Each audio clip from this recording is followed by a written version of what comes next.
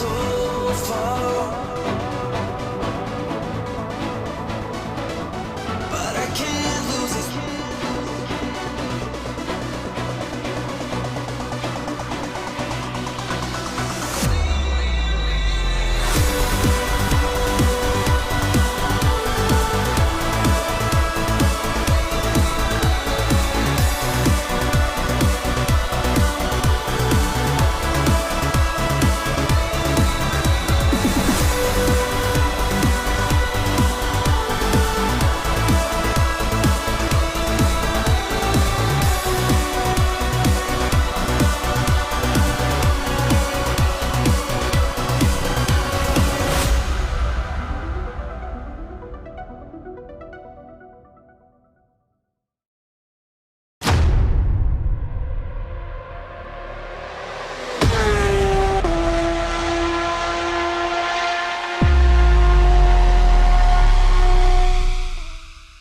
Let's be innovative. Let's challenge the norm. Let's raise the bar. Let's be the elite.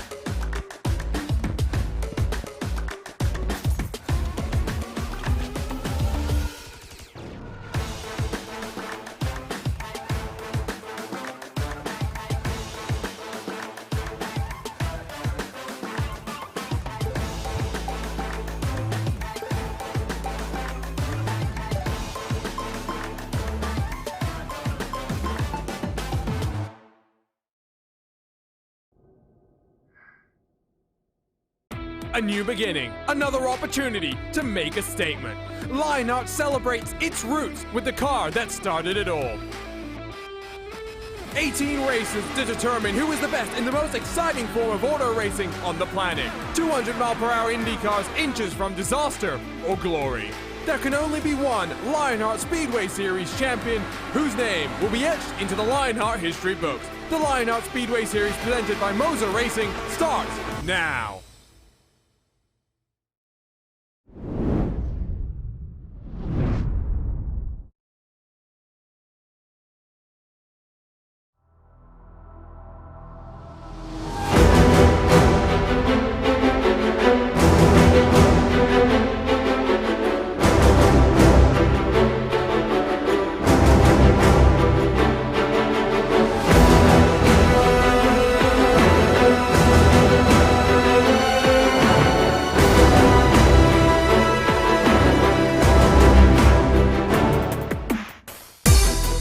Nine months of championship racing come down to just one night. Throughout 2022, 45 drivers have taken the green flag for Lionheart Speedway Series competition. Now it comes down to just a handful of favorites to determine who is the best of the best. Matt Taylor has been a staple within HyperX victory lane this year, with a series high 4 victories. However, the king of consistency has been Powerslide Motorsports' Joe Branch. The Bumblebee heads into California with a series high 13 top 10s and its 15 races counted. And now it's the question, which of those two will be able to come away with a championship? This is Auto Club Speedway, and this is the Gomez Sim Industries Championship 300 presented by ButtKicker. Hello everyone, and welcome to the final race of Season 2 for the Lionheart Speedway Series presented by Motor Racing, live on racespottv and ESTV. The Lionheart Racing Series is powered by HyperX, makers of premium gaming gear like the legendary Ultra Comfortable on the gaming headsets. Whatever you play, however you play, HyperX knows we're all gamers. For more information on HyperX products, visit hyperx.com. My name's Justin Prince, and alongside me for this championship finale once more is Andrew Kinsella, the producer Arjuna Kankipati. Along with the live time and scoring, thanks to our broadcast partners, keep an eye on your favorite teams and drivers tonight. Let's dive straight into our graphics esports countdown to green as it comes down to one night, 150 laps at Auto Club Speedway to determine who becomes a champion. Andrew, lots to discuss when it comes to this battle because the championship has taken a long road here all the way from the start of the season in March to today to end off the campaign with the double points triple crown finale here at Auto Club.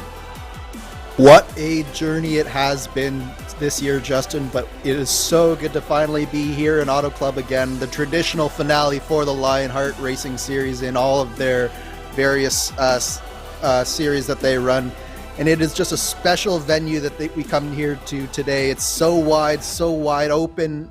You're going to have all sorts of side-by-side action, all sorts of chaos, and it presents a really, really tough challenge for your championship contenders to survive that chaos and come out with the series crown. Some of that, of course, coming from Kansas last time out on October 24th to set the stage as part of the schedule set by Next Level Racing. Now let's talk about the driver standings, those presented by Graphics Esports. As mentioned moments ago, Matt Taylor, Joe Branch, your championship favorites tonight.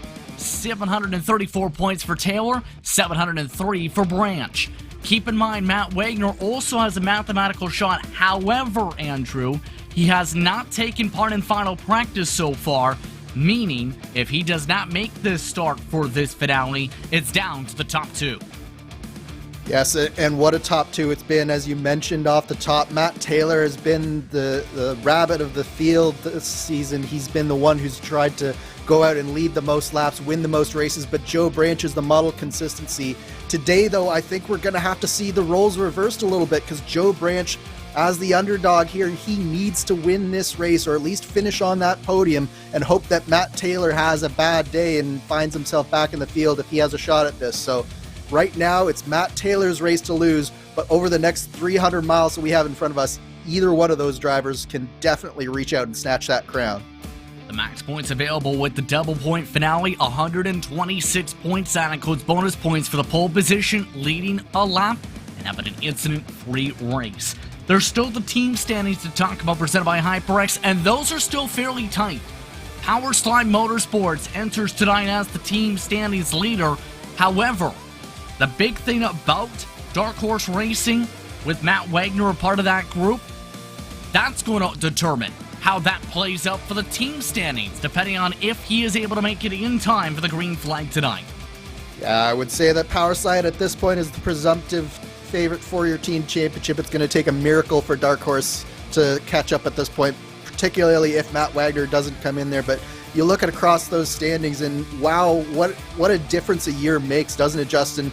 Last year was Factory Back Motorsports running away with the championship, and now they're down in 7th position and not looking like they're really able to improve too much in this race. So we've got some battles still between the different teams, but for the most part, it's Powerslide's Motorsports championship to lose at this point.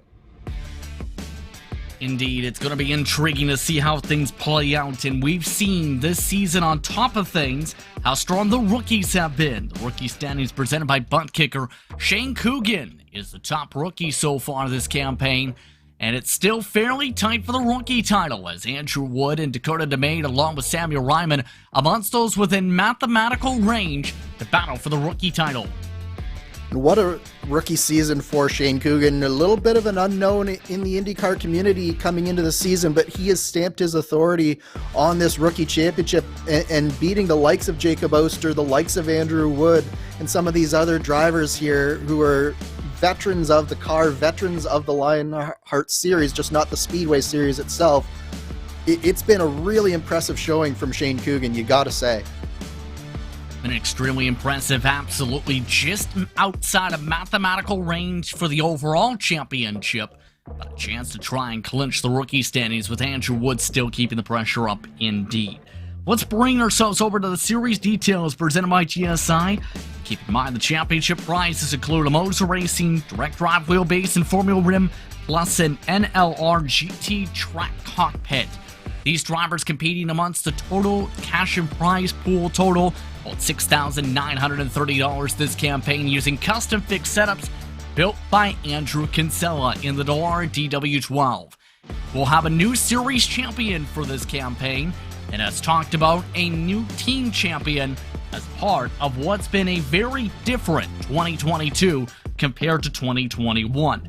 Let's bring ourselves over to the event details in turn, presented by Motor Racing, as tonight we look to see who wins in the sunset.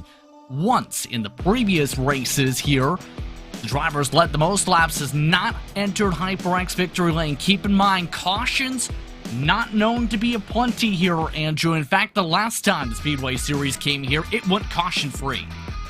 And that can definitely happen at a track like Auto Club because you just have so much room out there. It's 5 lanes wide in most of the track, so there's a lot of room to maneuver, but it also means a lot of drafting, a lot of close racing as well. So it's going to be really, really interesting to see what type of race we have here. As you said, last time out, no cautions, but I think that we've got a little bit of a stronger field, a little bit more competitive field, and the setup might just promote a little bit closer racing than we saw 1 year ago. And here's an interesting note to mention. Amongst the drivers making one-off starts tonight, your defending race winner at this racetrack, close out last campaign, Robert Molechka III is amongst those in the field this evening.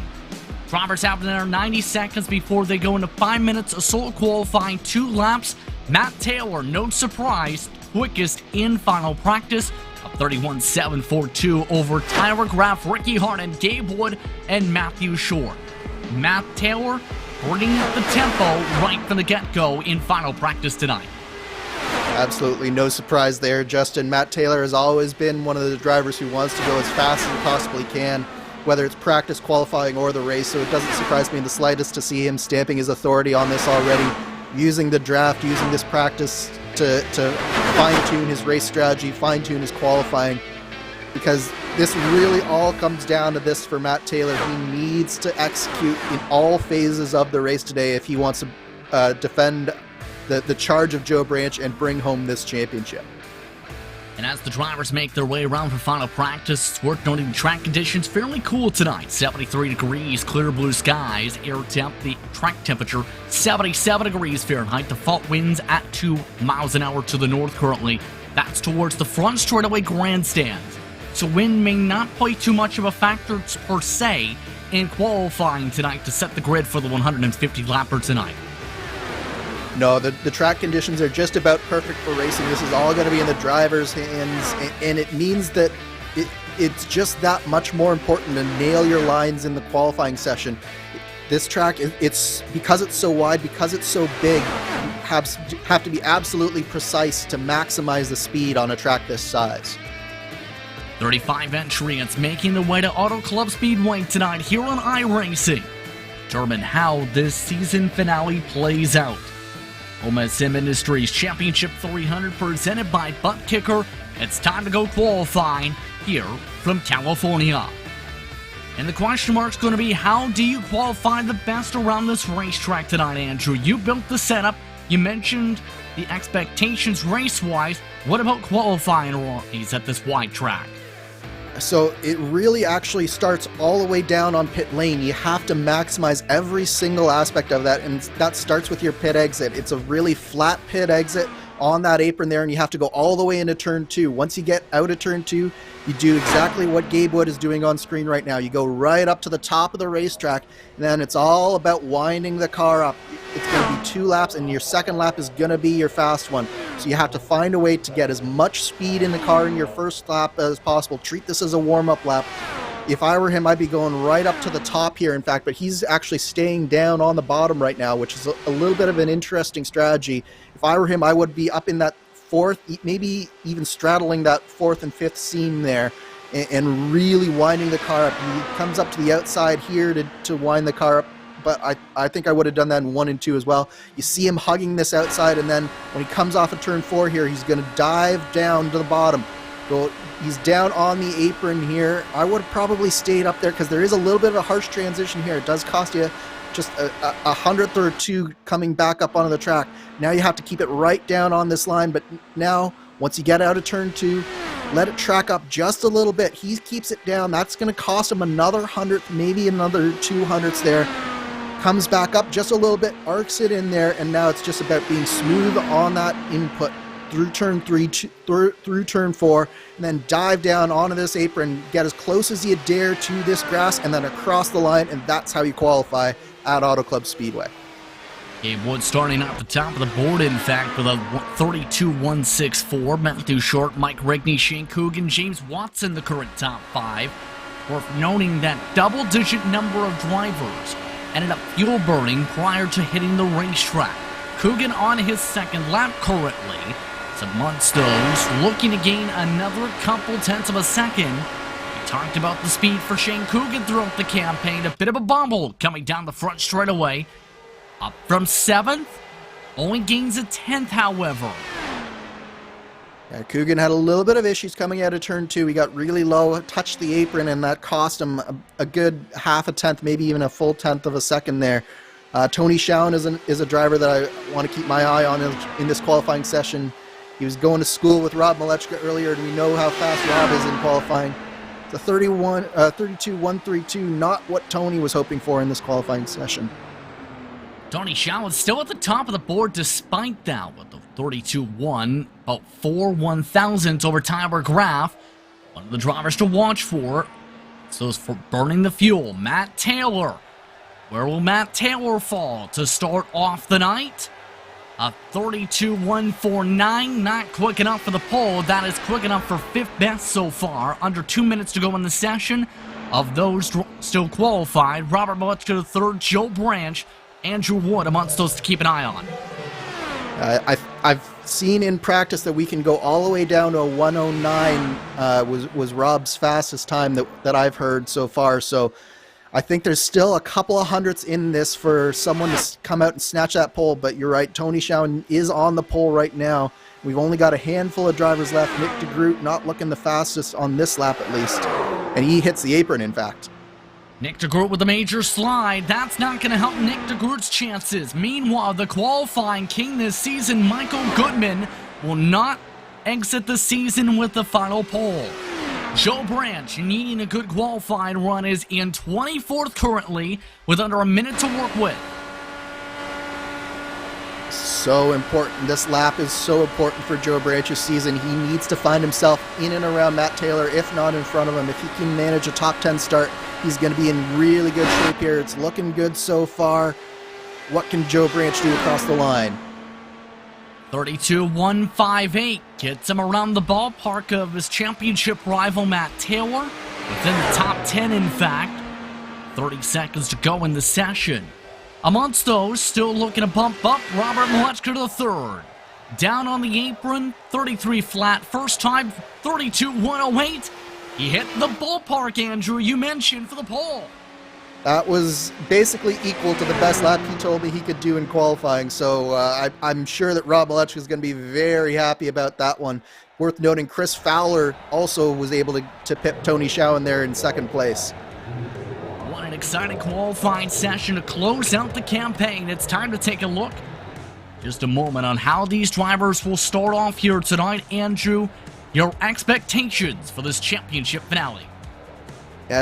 This one is going to be really hard to predict what's going to happen. I think a lot of this is going to be down to what happens in these first 10 or so laps. If there's any sort of calamities, if there's any sort of chaos, it's going to throw the wrench into the plans for the championship contenders. But if it was me, I'd be using these first 25, 50 laps to really consolidate where I am. If I'm Matt Taylor, if I'm Joe Branch, and then as the race starts to mature a little bit, as the fuel starts to burn off, then you see where you're going and you can really get into the meat of the race. 35 entries tonight. In turn, 32 setting times. Robert Malechka third for Power Slide Motorsports Ignition. The one-off start starts on the pole tonight. Presented by ButtKicker for the starting grid. Chris Fowler in second. Tony Shaw, Tyler Graff, Gavin Sanders, and Ron Hacker, the top 6. In 7th, Brian Beard. First championship contender Matt Taylor starts in 8th. Michael Goodman, Creighton Carter, Joe Branch. The top 11, Mark Cohen in a one-off. The Watchman starts in 12th. Dave Wood starts alongside Paul Jenkins, 13th and 14th. With Trevor Malone, Samuel Ryman, George Enzotto, and Mike Rigney, the top 18. Towards the back of the grid, Luis Gonzalez Nunez, Jim Herrick, Ricky Harden, along with Dakota DeMay, Shane Coogan, Andrew Wood, the top 24. Gary Godsell, Matthew Short, Cody Wenson, and Hugo Gallas towards the rear as well. Greg Forsyth and Dean Mull round out this top 30 starting spots. The last 2 drivers on time, James Watson and Nick DeGroot, we've seen spinning qualifying. Dick Bolster starts in 33rd, Jeff Hyson, and Joe Hassard is the only member tonight of the ELL Club here at Auto Club. Let's take a look at your featured onboard cameras for tonight's action. Starting with the ButtKicker on board. Greg Forsyth will be carrying that on board. Sim racing is better with ButtKicker. Visit thebuttkicker.com. With the graphics esports machine, Thea Dupree was scheduled for that slot in the 98, not taking part tonight. But the Sim Race 24/7 on board with Gonzalez Nunez carrying forward. Visit simrace247.com, where sim racing is for everyone. Rounding out the featured onboard cameras, the HyperX onboard, George Enzotto. Whenever you play, however you play, HyperX knows we're all gamers. HyperX is always ready to game. That's a look top to bottom at tonight's running order and your featured onboard cameras. Andrew, your keys to victory for this championship finale. The key is basically to stay out of trouble, be patient, and then go as fast as you can once you get settled into this race. It really is about patience, but it's also about speed. You can't let your opponents get a big break on you. You have to be with it when the break happens. Mentioned no Matt Wagner in the starting grid, so the championship fight is down to 2. Matt Taylor, Joe Branch to decide it. And the drivers are all set to go. Competition, commitment, excitement. This is Lionheart. And this is the Gomez Sim Industries Championship 300 presented by ButtKicker. The green flag is out. We're underway for the championship finale from California.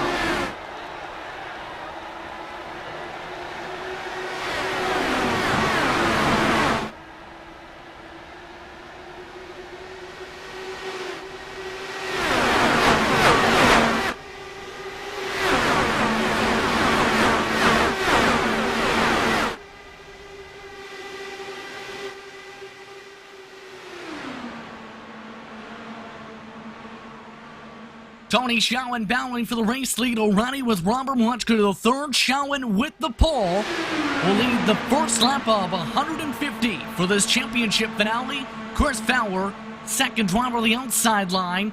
Also lined up at the bottom line is Tyler Graff. That's 2 Powerslide Motorsports drivers out in front here, and this is exactly what Joe Branch needs. And I think we're going to see this a little bit of a theme here today, Justin. Is it's not just going to be your 2 championship competitors; it's going to be their teammates as well, trying to help them out and trying to get their horse to the front of the field. Gavin Sanders, a good starting position tonight, still holding on to the top 5 early. 3 wide for the point as Ron Hacker tries to take a little bit of a peek. Last time around, Malechka the third getting the lead lap, but Fowler able to get clear for second. Here's a look from Brian Beard. You can see it's a little bit of a traffic jam out there right now, and this is what happens at Auto Club early on in the stint, is everything is really packed up. There's a lot of people moving around out there, and this is where the patience comes in. This is where you just have to know when to go and know when to just hold your line.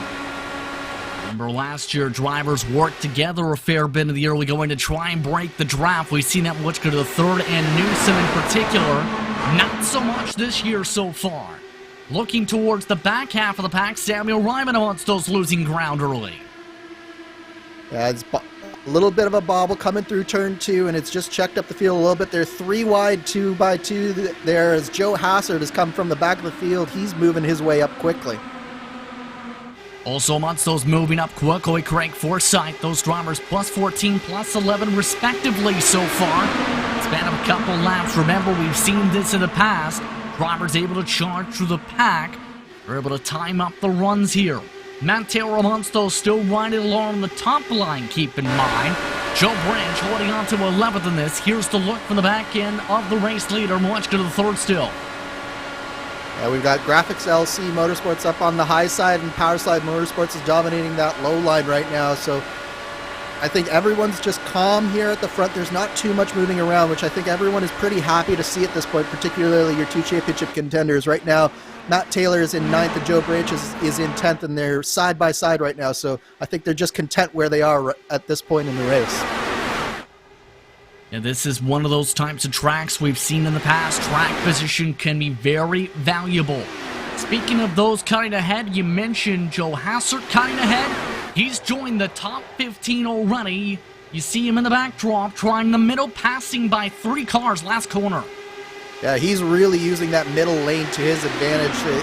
There's sort of got a high line and a low line, and then the clean air sort of happens in the middle. But as we get closer and closer to the front of the field, it's going to be harder and harder for Joe Hassard to do that, because the drivers will be paying a lot more attention. They're going to be catching his runs coming, and it's going to be harder for him to accomplish. That being said, he is really shooting the gap there in the middle there. He's inside the top 10 already, up 26 positions. The next driver in line is Joe Branch, and you see just where those momentum runs come in. We talked about the holes open, he just takes it. And part of that is just getting some clean air on those wings. It's so important to find clean air around here, because even though you're mostly flat out, you do have little small lifts to manipulate the car a little bit, manipulate the balance, and make sure that you're getting the car turned. And as the tires go off, the lifts get bigger and bigger, so finding clean air will be so important over the course of this race. Watchker third still holding on to the race lead to start lap 9 this time around. Chowan, Ron Hacker, Michael Goodman, the top 4 currently. And the tempo seems to be starting to be set a little bit. You mentioned by some of the team drivers up in front. The matter, though, of will it stay that way this year? Well, look at the bottom line here, Justin. We have Power Slide 1, 2, 3, and 4 on the bottom. So the bottom right now being dominated by Power Slide Motorsports. Joe Branch has worked himself all the way up to 6th position. Gavin Sanders now slotting in front of him, breaking up that Power Slide quartet. But it looks like right now, at least, the bottom is where you want to be, and Power Slide is there right now. Distance around indeed, and so far seen solid jobs by those respective drivers. Looks like Michael Goodman wanting to leapfrog a little bit on the bottom, lifts back in 2nd spot of the battle for 2nd, should say. Look at the team dynamic that we're talking about. That's up on the pylon. Mentioned plenty of different teams trying to shuffle ahead. Some of the synergy machines as well starting to cut ahead. And the big story right now is look at where Matt Taylor is in relation, and all the Graphics LC Motorsports cars, they're going backwards at this point. Matt Taylor's found himself all the way down to 14th, so this is not the start that Matt Taylor is really hoping for, I don't think. Yeah, Taylor getting slotted back with some of those really charging to the pack. Currently 14th place, scores you 31 points. For reference, Joe Branch is still running in 7th. 3-4 wide in the heart of the pack once again. Taylor forced to check back and lift back. -8 now this run. Make it -9. And this is the danger zone here for Matt Taylor. He's only a second back of the lead of the race right now, but at the same time, look at the hornet's nest that he's behind. If one driver makes a mistake in front of him, he might just have nowhere to go on that outside line. So if I'm Matt Taylor, I'm not really happy about where I am in this race right now. All the way in the heart of the pack, currently on that outside line, battling with Gary Gonso for reference. Joe Branch also slipping back a little bit. Speaking of slipping forward, though, once those cutting ahead, Joe Hassert, he's looking for the top 4 already, making the top 3 up the middle with the runoff Goodman up to 3rd. What a charge here from Joe Hassert. That is basically from the back to the absolute front of this field in 14 laps. Just amazing stuff from Hassert. And he's going for the lead to the inside of Robert Wutchka to the 3rd. Joe Hassert takes the point for the first time today. How about that? That is amazing stuff. Nothing short of incredible driving there from Joe Hassert. I don't know how he's got that far up this field that quickly. Championship contenders, by the way, on your pylon are highlighted in red throughout the rest of this evening. Joe Branch, as you see, in 13th. Matt Taylor in 17th, currently on the racetrack. So again, your championship contenders are highlighted in red up on your pylon today. So both your championship contenders, Andrew, just dropping back like stones. Yeah, Branch, I think he was going early on, but now that bottom line is starting to wear out just a little bit. The tires are starting to go off, and it's not quite as strong. And we saw this in Kansas a little bit, didn't we, Justin, with Joe Branch's approach to the race. He really likes staying on the bottom of the racetrack, and it doesn't necessarily mean that he's going to be fast throughout the race, but he was there at the end, and I think he could be once again here today. Again, the major thing is he can't afford to be behind Matt Taylor, and so far he is still in front. And so far he is for the time being, as we are already quickly zipping away through this one. Keep in mind, tonight's fuel stint's projected to be about 35-37 laps without the fuel save tonight. Those fuel windows, about a 3-stopper for this race tonight. In turn, how do you think the strategy will now play out, especially knowing how some of these packs are forming up, say in the battle for 11th? Yeah, I think that you're going to find a lot of drivers will be saving a little bit of fuel, particularly if you're in that sort of 10th through 15th area and you're settling into that sort of spot like Joe Branch is. You're going to be lifting off the throttle a little bit more. You're going to be saving fuel in the draft, and I do think that there's going to be a little bit of a benefit towards the end of the race, but it's going to take a while for that strategy to evolve, because I do think everyone will be on a very similar pit strategy in terms of how many stops they're going to have in this race. Well, to say, based on the fuel projections, if you went 35 each time, you can only make it a 10 to go, even at the 37 window. It was projected coming into tonight. Cars can make it only lap 148 under the 150. Still keeping an eye on Brian Beard amongst those trying the middle line. Just trying to pick out these lines and try and find some clean air. And again, clean air will be so important, and particularly, again, as the run goes on, as the tires go off, that clean air, you just need to have to find a way to find it. Fortunately, this track is 4 or 5 lanes wide, so you are able to take some different lines here and get that clean air on your nose. But the trick is you almost have to anticipate what the driver in front of you is going to do, because by the time you commit to a line in the corner, you really can't change it. So that's really the trick to driving a super speedway. It is not only just driving yourself, but driving what you think your opponent isn't going to do. Greg Forsythe choosing the top line, trying to thread his way around traffic. Just got held up, though, by Ron Hacker. He and Trevor Malone charging hard for the past lap or so. Remember, Forsythe also starting towards the back. Also towards the back, Nick DeGroot up 24 after his spinning quality. And we've got a lot of really aggressive drivers here, Justin.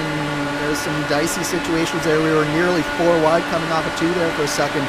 You can see the slicing and dicing is starting to start up just a little bit here with these drivers who aren't really that worried about the championship. They're all about trying to go as fast as they can and get that W here today. Nick DeGroot, in fact, jumping up to 5th spot, rounding the bottom of the racetrack in 1 and 2. Plenty of clean air that time. And most drivers, it seems, in 1 and 2 moving up to those middle grooves more so. The bottom still being played out a bit in 3 and 4. Yeah, but you can see even on the exit of 3 and 4, where at the beginning of the race they were really hugging that inside lane all the way around. On the exit of these corners now, the drivers aren't able to hold that car down, and they're sliding up the racetrack, and that's what's causing a little bit of these concertina effects, is just the lanes coming into one on the exit of the corners, and it's only going to get worse the farther you get into this fuel swing. What can you say? You need to be aggressive at this point. Seeing that, a bit of a slide. That is Michael Goodman with some smoke kicking out for the 99 from 9. We stay green. That was a big moment there from Michael Goodman. It was a good job from him just to keep that car pointed straight, because he had a big slide going. Bounced off the side pod of Ron Hacker in the battle for what appeared to be 6th position. Here's a look on board, the 21 outside. And just a little bit of aero washing. You can see he just can't keep that car on the bottom there.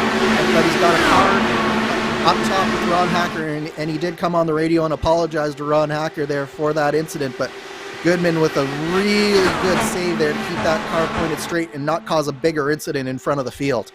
Michael Goodman dropping back to 15th spot from that situation. Ron Hacker 7th spot. And we stay green. And that's exactly what I think you were just talking about with the tightness, right? Absolutely. That was purely just the tires have gone off, and it goes off almost corner to corner at a certain point in this run. So what you could get away with a lap before, by the time you get back around and go through 1 and 2 again, you can't get away with it anymore, and you have to really be on top of it, because there are no in-car adjustments in this DW12 league. So it's really, really difficult, and it's all in the driver's hands. Way, Matt Taylor back to 21st, looking towards the front again. Joe Hassert trying to hold on to the lead, but here comes Nick DeGroot for 2nd. DeGroot having to lift a little bit in the battle for 2nd to avoid the aero wash. Still clears up to the spot though. Here's a look from Forsyth. And it's very interesting to watch this sort of dynamic that's going on at the front, because you can tell that Hassert was trying to defend from Rob Malechka there. He stayed up the track a little bit, and that allowed that dive down from Nick DeGroot to happen, because he was able to get that clean air on the bottom lane. And as soon as he had that clean air, that car was hooked to the bottom. For the race lead, Joe Hassert under attack. Nick DeGroot just floored it. Nick DeGroot to the race lead, and a new race leader once again. We've seen multiple different leaders: Goodman, Shawan, Malechka to the 3rd, Hassert, and now DeGroot to the point. And Nick DeGroot was another driver who started right at the back of this field, Justin. So that's 2 drivers who went from the back to the front. Hassert did it in about 14 laps. It took Nick DeGroot basically double that to get there for lap 27, but he is there. And Forsyth wants a chance as well for 40 simracing, a look to the pack. DeGroot able to get the swamp back for turn 3's run. Joe Hassert lining things up. Here comes the side-by-side yet again. Where does the 72 elect to go? He falls to DeGroot. Yeah, but look at that move from Hassert, and that's put him back in the lead of this race. And I think that you can definitely tell that some of these drivers are fuel saving, but the 3 at the front that have come from the back, Hassert, DeGroot, and Forsyth, they're not fuel saving. They're going flat out. And I do think that some of the drivers who have fallen back here, they are on the fuel save strategy, maybe trying to extend that, because if they get it to 39 or 40 laps, that's in the realm of making it on maybe one less stop here, Justin. Keep in mind, amongst those also carving the way to the pack still, Andrew Wood. Andrew Wood currently in 13th position. He has Josh Chin and Philip Kraus on his box tonight. 2 very strong drivers in the private label Team Hype and Team Talent stables. Of course, teammates with Andrew Wood on the Team Talent side of things, but here in the Lionheart series, Wood operating under a different banner, but no less friendly with Josh and Phil. Absolutely. Meanwhile, Brian Beard starting to slow down the bottom of the track. He's back to 23rd position. Remember, Beard started top 10 He has really fallen back in the midst of things here. Yeah, Beard had a little bit of a moment coming out of 4 on the last lap, but here's the big thing right now for me is Joe Branch right now. He's in that 13th position, and he's right around where he needs to be. I think he'd want to be a little bit further up, but the big thing for the championship right now is that he is 5 positions in front of Matt Taylor, and if he keeps that up, it's going to make it closer and closer on the championship. He needs to keep doing what he's doing and let the race sort itself out. But he's still in contact with the race lead, and that's exactly what he needs to do. We are approaching the first pit stop window of this race tonight. Keep an eye on as well that 8 machine, who is back in 18th position for reference, up towards the front. Swap drafting continuing. Joe Hassert taking the lead in 1 and 2. Nick DeGroot in 3 and 4 currently. Yeah, and the swap draft really is strong here. Basically, what you can do is you get overspeed from being in the draft. So if you swap it out nicely, then each car is faster in a straight line, and they use the car in front in the corner to set the pace there. So it works out that it's a faster way around the track. And basically, what they're doing right now is they're pulling the rest of the field behind them, and it's strung out basically single file all the way back into this battle for 9th and 10th that we see on screen. Top 35 separated by about 6.5 seconds currently. Very tightly compact. There is a few stranglers though for about 31st on back. Most of the field staying within the line. Here's the 2x2 you're referring to. Once those in this, Chris Fowler, who's dropped a fair bit this lap. Andrew Wood, who's gained a fair bit this lap. And of course Joe Branch on the inside there as well, just behind them as they sort of come back together in through that first couple of corners there. But Chris Fowler, he's been a really strong driver so far today. He's always been in this sort of top 10 battle, hasn't really fallen too much further back than this. But you're mentioning pit stops happening soon, and that's going to be really telling for your championship contenders, because it's going to be so important to not just nail what's going on the track, but nail your pit stops as well, because a lot of time could be made up on pit entry and pit exit here at Auto Club. Look at the pace car, you see just how much the speed difference is. 220 miles an hour currently around this racetrack. Now it becomes the question mark, though, of how do you enter this pit lane knowing it's likely going to be a packed pit entry at your full speed, and we've seen plenty of crashes last year on the entries. Yeah, it's a tricky pit entry because the transition between the banking and the flat is so abrupt that you really have to be careful. But you have to also be maximizing your speed because there's a long area on that flat. So it basically, when you make the transition, you're still doing it at a very high rate of speed, and it can spin the car out very easily. Look at the heart of the pack, and you see how things are snaking. Matt Taylor starting to pick his spots back up. I think he's been over the past 5 laps, his 17th position. But he's starting to try and pick his way off one by one again and close up to the Bumblebee. Yeah, I think the big thing for Matt Taylor is, A, he needs to keep to a very good side, but he also needs to be cognizant of just how far back he's falling from the lead of this race. If he gets too far back from the leaders, they can get a breakaway going, and it'll be a disaster for Matt Taylor. As I think we're going to have our first round of pit stops this time by. I think we're right in that window, aren't we, Justin? Yes, we are. More calls. In fact, several different calls coming over the radio. Joe Hassert from the lead, several more from the back of the pack. So our pit window is open for the first time tonight in this 150 lapper. There goes Matthew Short, Jeff Hyson, James Watson in. Joe Hassert has already gone in. And this doesn't surprise me from Hassert. He was using every ounce of fuel he could right from the get-go. So it probably would have been good for him to go maybe another lap or two here in terms of the overall fuel strategy, but I think he was just really set on getting to the front of the field as quickly as he could. But it's interesting that he's come in and the other leaders are still well out on track here, and there's only been about 4 or 5 cars. I think you're going to see a number more drivers come down this time by. Right, Forsyth down to the point. Nick DeGroot over the radio. He wants to come in this time, as well as Paul Jenkins and several more trying to press the button at the exact same time. How will this entry play out? Here comes DeGroot with the run once again. DeGroot slows it on down for his entry. He brings a couple more with him behind him. This is such an important pit entry for these drivers. You really have to be aware of what all the other drivers around you are doing. Make sure that you don't impede anyone. You can see it's such a wide pit lane, but that can also sometimes lead to chaos. And I think that was Goodman. That was Andrew Wood, who just got spun around with Michael Goodman. And Wood is the wrong way around the pit lane.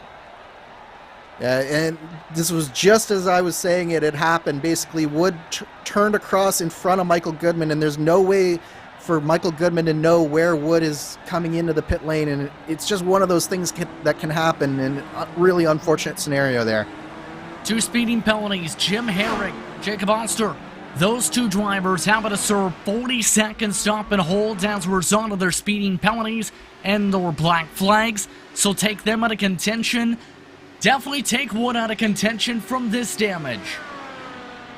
Oh, and it's Taylor. It was Taylor. It was Taylor who got in the back of Andrew Wood there, so hopefully Taylor didn't have any damage to his wing. The answer is yes. He had to make the wing change. There it is. Oh my goodness. These are serious championship implications for that, and wow, it can change in a heartbeat there, can it, Justin? Absolutely, and Shane Coogan has ran out of gas. Shane Coogan is crawling at 45 miles an hour on the apron in 3 and 4.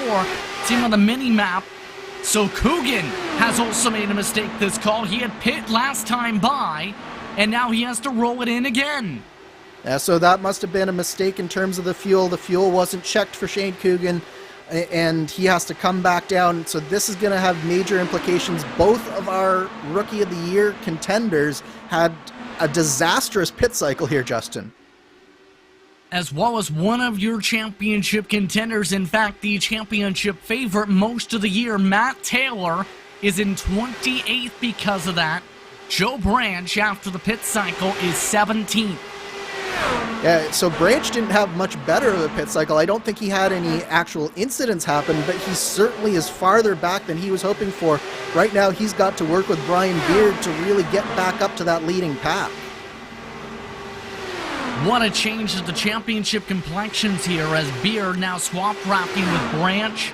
It was a 3-second slower pit entry and pit mark in the lane for Branch. Hence where Branch lost his time. So I wonder if it was almost the exact same thing with Goodman, where he had a car to his inside and he couldn't get down into his pit box. Yeah, there is that possibility with the craziness there. Amongst those with lengthy pit stops on top of things, George Anzaldo, 24 seconds. As well, we mentioned Jacob Ulster with the black flag. Ron Hacker. Significant time in the pit lane, Jim Herrick, after his speeding penalty, has pulled his car into the pit stall for a lengthy time.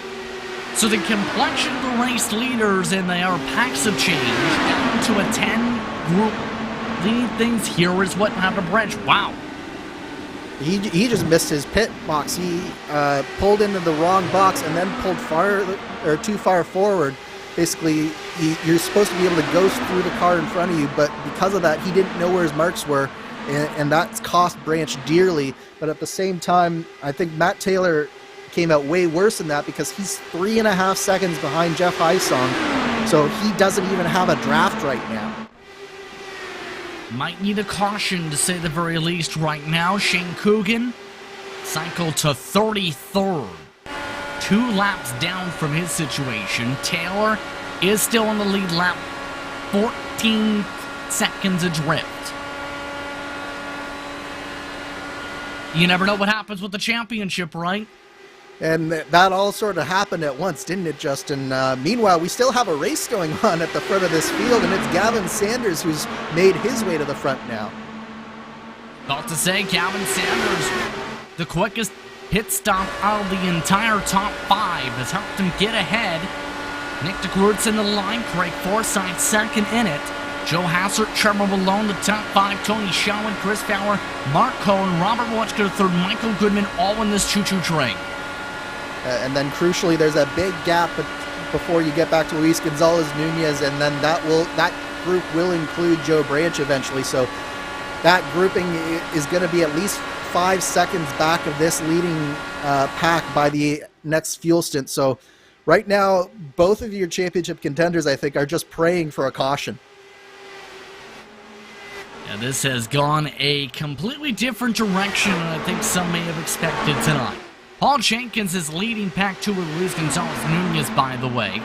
Those drivers about 2-3 seconds back. Also of note in this pack, credit Carter, Tyler Grafting, Maul, Ricky Harden towards the front of it. And Joe Branch. Yeah, so really what needs to happen now for Joe Branch is he needs to get to the front of this pack and start to pull them back towards that leading 10-car train that's at the front of this field. But he's got to do it quickly because he can't afford to lose too much time here. Basically, right now, if things were to end as they run right now, Matt Taylor, even though he's way down in 28th position, he's still in position to win this race win this championship simply because Joe Branch will not be getting enough points. Remember, there was a difference of about 31 points between those two drivers entering tonight. Consistency wins championships. Still up at the front, Gavin Sanders leading the Pied Piper of the pack, coming up to 100 laps to go already. These 10 drivers are gaining time on the next group. Yes, they are. And right now, it's all really sort of nice and tidy here at the front. All of these drivers are just sort of content to ride here behind Gavin Sanders and Craig Forsyth. And I think that Joe Hassard, after that charge that he put on that first stint, he's now content to just sit back and fuel save a little bit. But he's got Trevor Malone looking to the high side now. Malone trying to peak. Not able to get the run. Here comes Tony Schowen, though. Schowen was as far back as 10 car lengths a couple laps ago. He tries to jump up to 4th. Still able to hold on to the outside is Joe Hassard, though. And that shows you what some momentum can do around this place. You can really get the car wound up and use the draft to your advantage and really leapfrog not just one but two cars. But the danger is doing exactly what happened to Tony Schowen there. His car stalled out just a little bit there. He wasn't really able to get the pass fully completed on Joe Hassard, and Hassard battles back on the outside. So is Trevor Malone. A net zero situation there in that span of the lap. They fall back. Here's the thing, the more they shuffle together, the more time drivers like Jenkins, Nunez, and Guthrie can close. They gain 0.3 from that shuffling. Yeah, that second pack is absolutely coming. They're working together a lot better with Jenkins and Nunez at the front of it, and they've gained a significant amount of time because Sanders is just sort of contentedly running on this sort of middle to high line, and everyone else is just fuel saving behind him. So it's basically creating this scenario where it's allowing that second pack to really get a sniff of starting to make some proper gains in this. I think it's going to be another 3 or 4 tenths this lap as well. The gap is down to about 3.3 seconds between Gavin Sanders, Luis Gonzalez Nunez. The gap 2 seconds between 10th and 11th. See Nunez now leading that pack. They've swapped yet again, and they continue to pick up time. Nunez, a 32.1 last time to the leader's 32.5. And this is exactly what Joe Branch needed to see, is that gap closing lap by lap. He is probably feeling a lot more relief now than he did when he saw where he came out from that pit stop mistake. Worth noting as well, looking at the gaps for Matt Taylor. Matt Taylor is just slowly taking time out of Jeff Hysong, and he's surprisingly taking time out of Gavin Sanders in the lead as well. It's down under 14 seconds just this past time by. So Matt Taylor is not giving up in this. He's got a long way to go to get back into the battle, but he is definitely still putting in this work. What can you say? You have to race the whole entire 300 miles to determine how this can play out for the championship. Still keeping an eye on that second grouping. Brian Beardall still trying to make some charges. Starting to even out a little bit on time with some of the drivers mid-pack looking to battle up. They are just about fully closed up to Goodman, though. I was about to say it's going to be in the draft this time by, I think, for this second pack, and you're going to see them really suck up to the back of the leading pack, and it's quickly going to turn into about a 20-car pack for the lead instead of just a 10. Yes, indeed, this is down and closed up. Chris Fowler taking the very high line through that corner. That's going to close up the pack fully. Yeah, that was interesting from Fowler there. I'm not sure what exactly happened. It looks like he might have a little bit of a problem here because he's going real slow. Chris Fowler again right on the top line. Something is up with the 20. Chris Fowler, been having one of his best races of the season, has dropped all the way to the back of the group. He is running about 10 miles an hour slower than everybody else. What has happened with Fowler here? I'm just trying to see. I don't see any real issues other than it just looks like he suddenly started to slow. I don't see him ever getting into the wall, but he's just slow. It looks like he's running in fourth gear. So, you know what, Justin? I wonder if he is sacrificing his race to go back to his teammate Matt Taylor and try and get him back, and they're going to go and work together. I think this is Chris Fowler, knowing that he's not in the championship, he's going back and finding his teammate. that is a long way back to go, though. He still needs to drop back 5 seconds if this is indeed the play. I think it's what he has to do. He wants to win this championship so bad for Matt Taylor, and I don't blame him. I know Chris, he wouldn't do this for basically anyone else other than his buddy Matt Taylor, and so he is definitely dropping back, I think, to go find him. Well, he is the next car in line, and this is going to get interesting towards the post-race, but either way, there is Fowler, there comes Taylor. Taylor with the run at 225 miles an hour. Fowler all of a sudden speeds up by 15-20 miles an hour, and now he's got a buddy. Yep, so that was the play there from Chris Fowler. They're going to be swap drafting, and they know that they couldn't just keep going with the way that this race was going with Joe Branch being a part of this leading pack again. They couldn't afford to just sit there and do nothing. So as a team, I think that they decided that they had to do it this way. So an interesting play. We look towards the front meanwhile.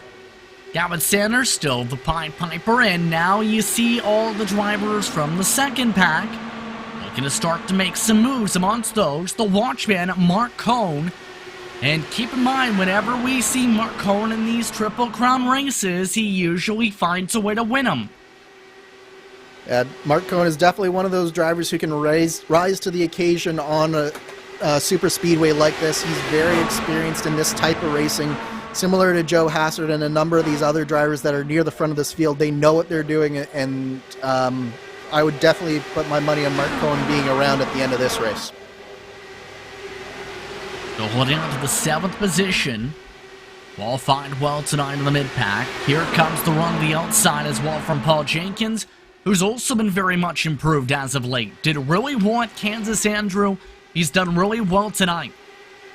Yeah, he's definitely been showing a turn of speed on these ovals, particularly the bigger ovals. I think he's really starting to come into his own in being a little bit more comfortable in these situations right here in this three wide situation. At times in the past, he was probably a little bit timid, not knowing exactly how to race these guys the way that they race him, but he's really started to step it up. Range for the race lead up on the pylon. Nick DeGroot getting the swap around, still 3 and 2 wide behind him. Watchman Mark Cohn amongst those trying to shuffle. Michael Goodman also in that shuffle. Trevor Malone trying to get around the 39 next.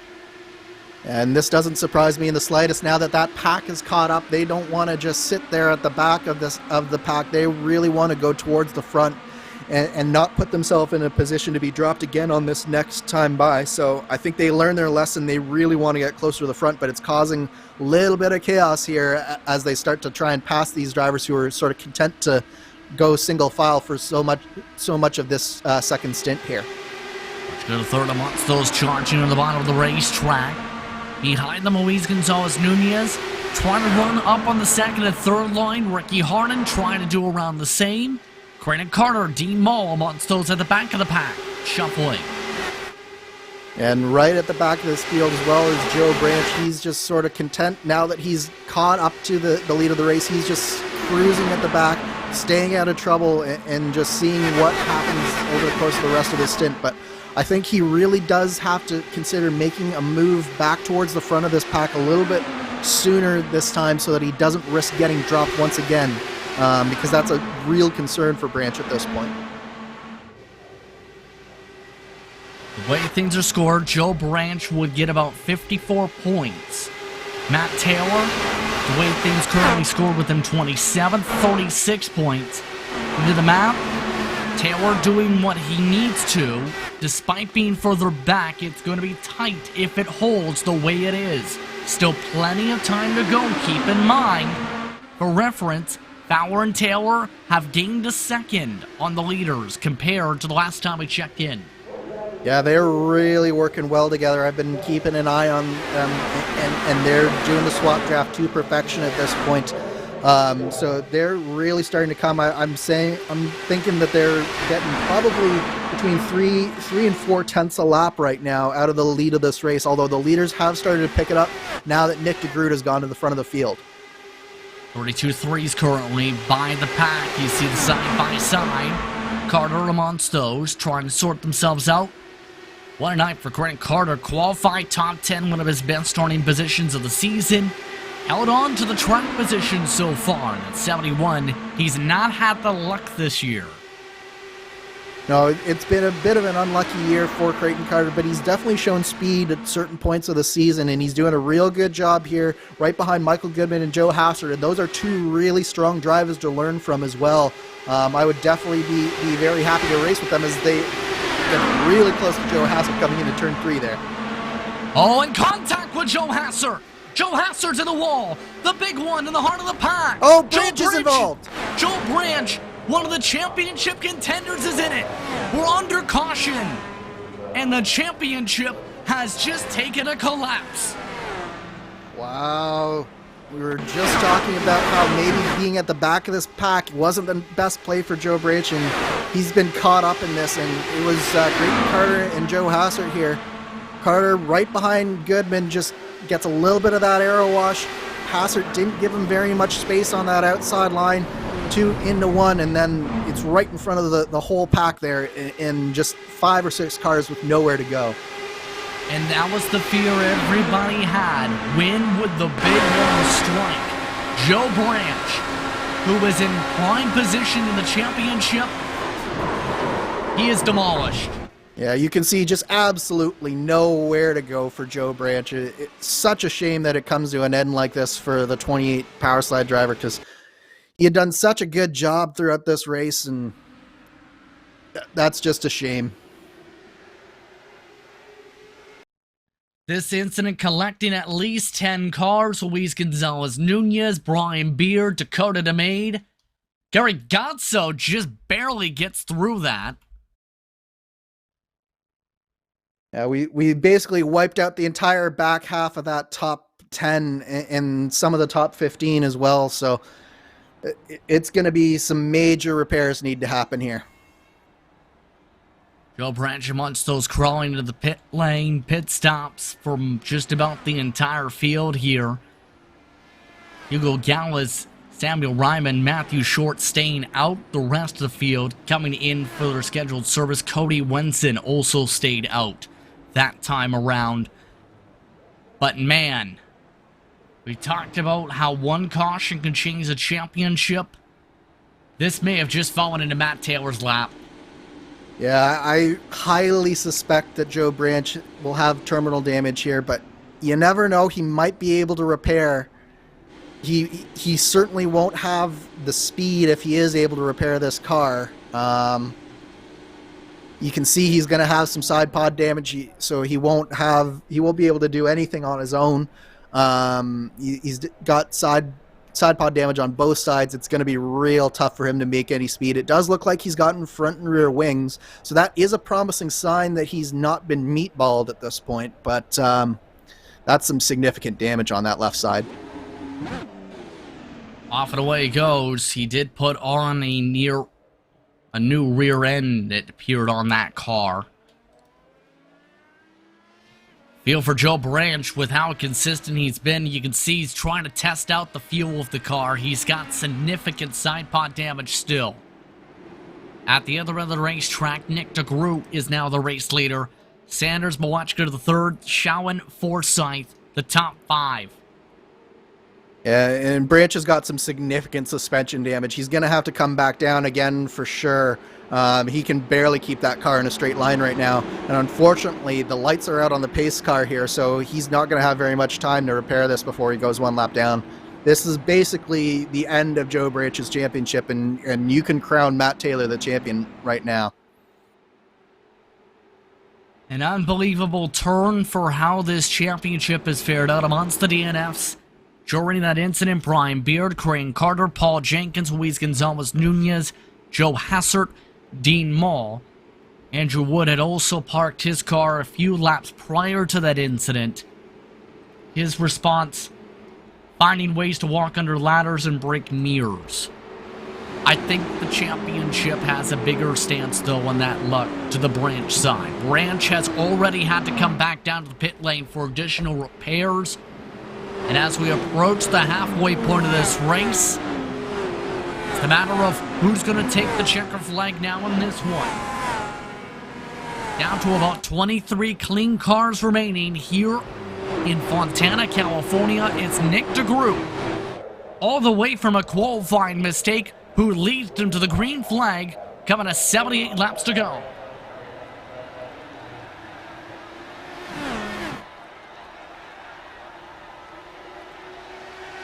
Joe Branch has lost a lap with the damage repairs. In fact, potentially a couple.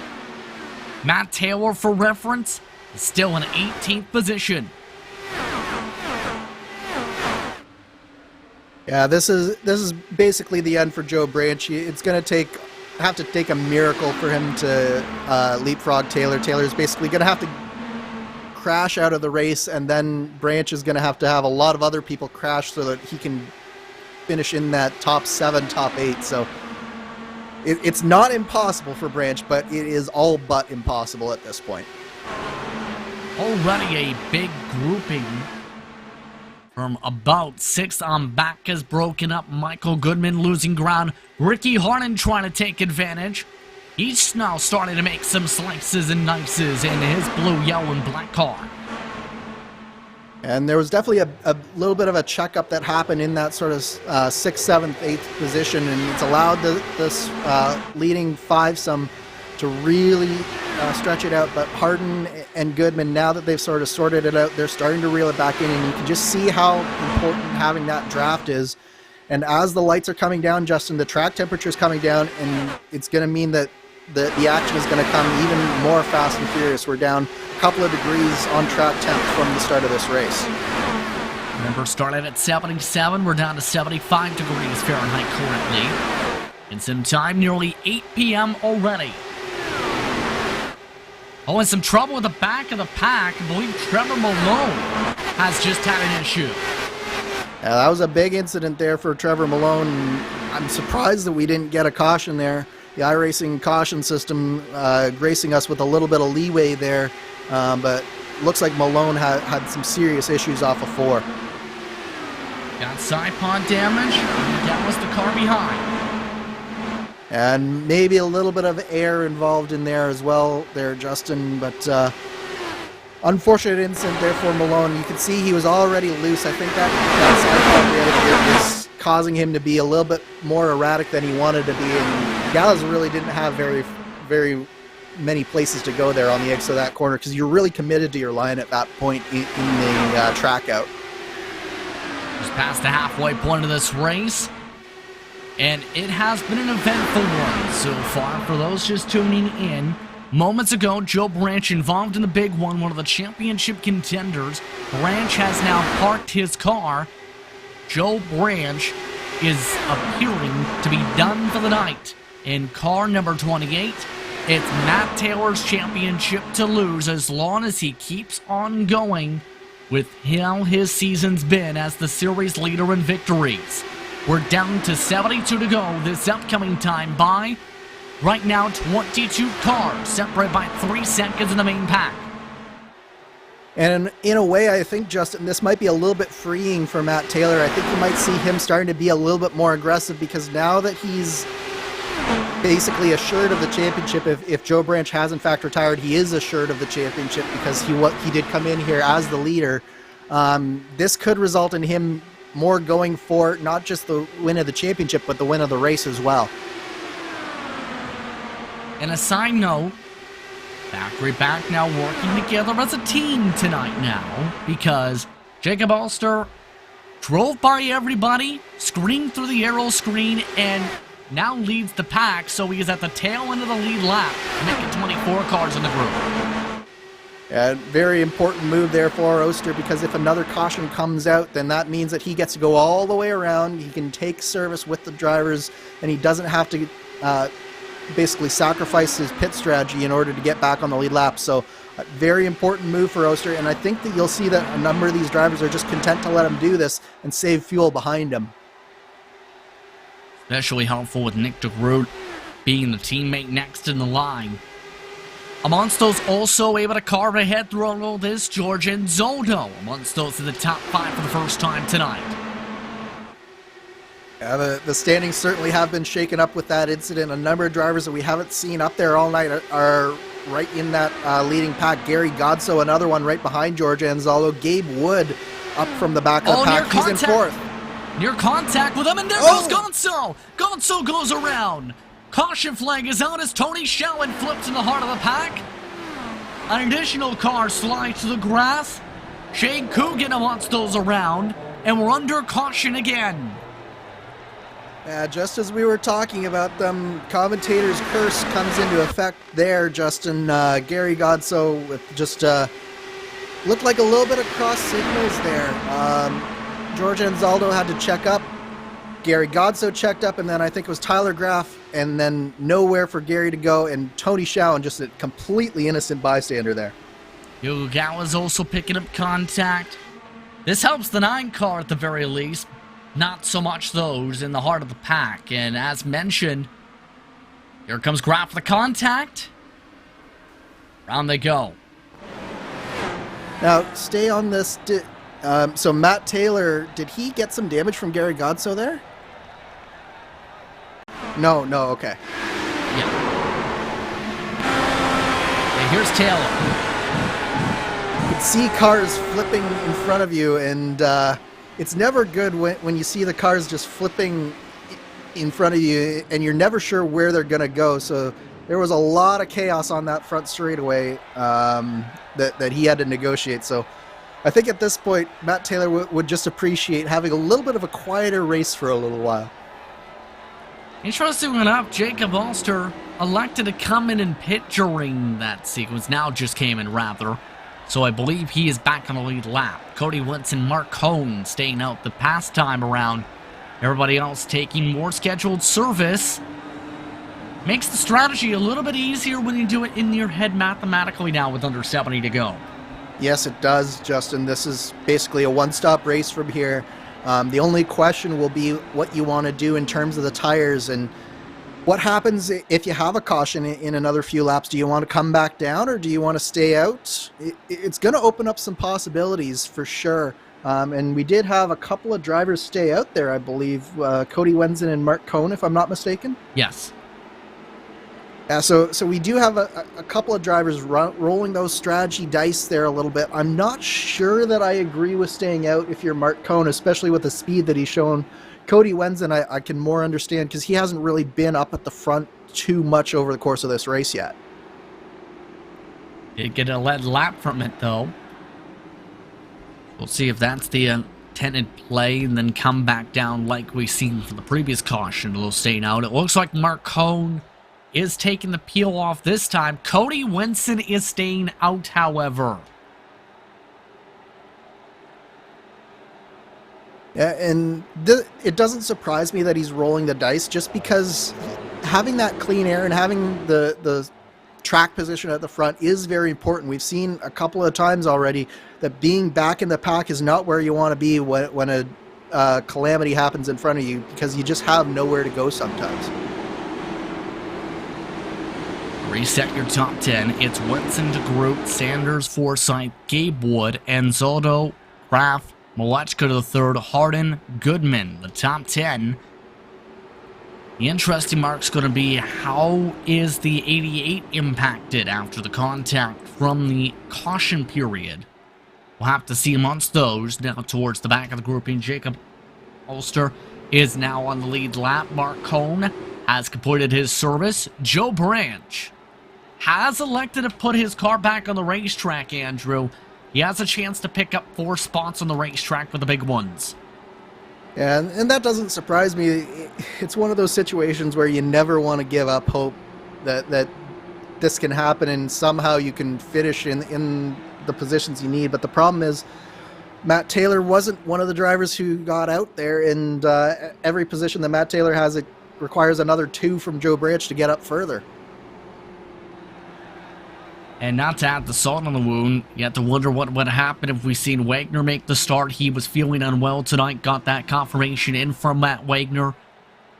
So much has happened tonight involving this championship fight. 66 laps to go in this race, a one-stopper on the fuel. We're back on our way.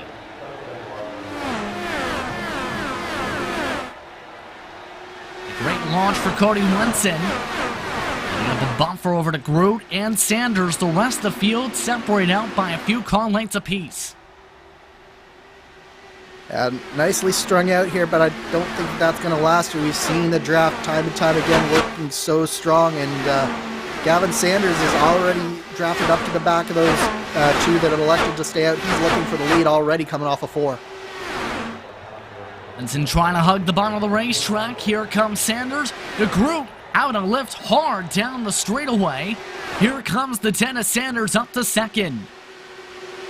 Nice move from Sanders, and he really understood a tactic that you have to understand quickly as a rookie is using the draft and using your moves to sometimes pin your opponents in, and that forced Nick DeGroot to lift as much as he did. Now they're 3 wide down the back stretch into 3. Sanders able to get to the long side of the 67. Nick DeGroot trying to line it back up. Sanders back to the race lead. Now 3 wide for the race lead. DeGroot all the way to the outside groove. Winston loses ground at the bottom of the racetrack. Sanders holds on to the middle. Nice move there from Nick DeGroot, and you see him just chop down in front of Cody Winston, taking advantage of that little bit of draft that he would have gotten there from Sanders. And I think Sanders and DeGroot might want to start working together, see if they can build a little bit of a gap here. They've got a good 7/10 this trio back to Craig Forsyth and George Anzaldo. If they can break away, it could go a long way to getting Gavin Sanders towards victory lane here. Getting Archie Bargy in the second grouping. Tyler Graff making it 3 wide along the outside, but plenty of action to continue. Under 65 laps to go. You're watching RaceSpottv and ESTV for coverage of the Gomez Sim Industries Championship 300 presented by ButtKicker.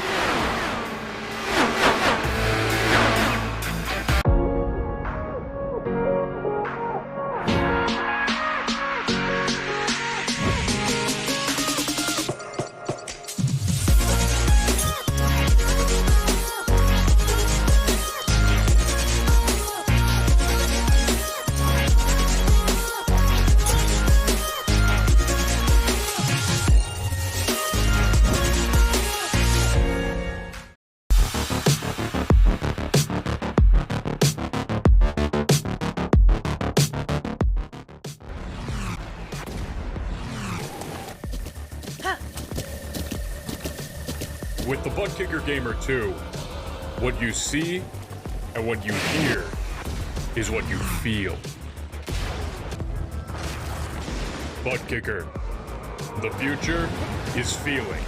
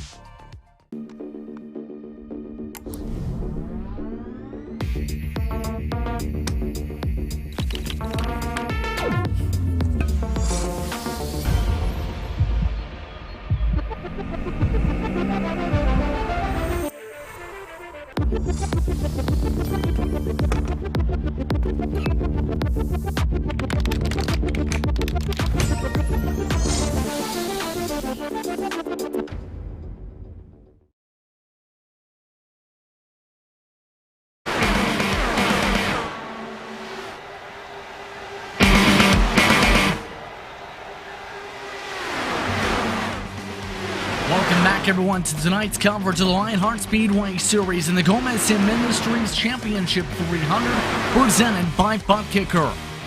For those just tuning in, it has been a blender of a championship finale.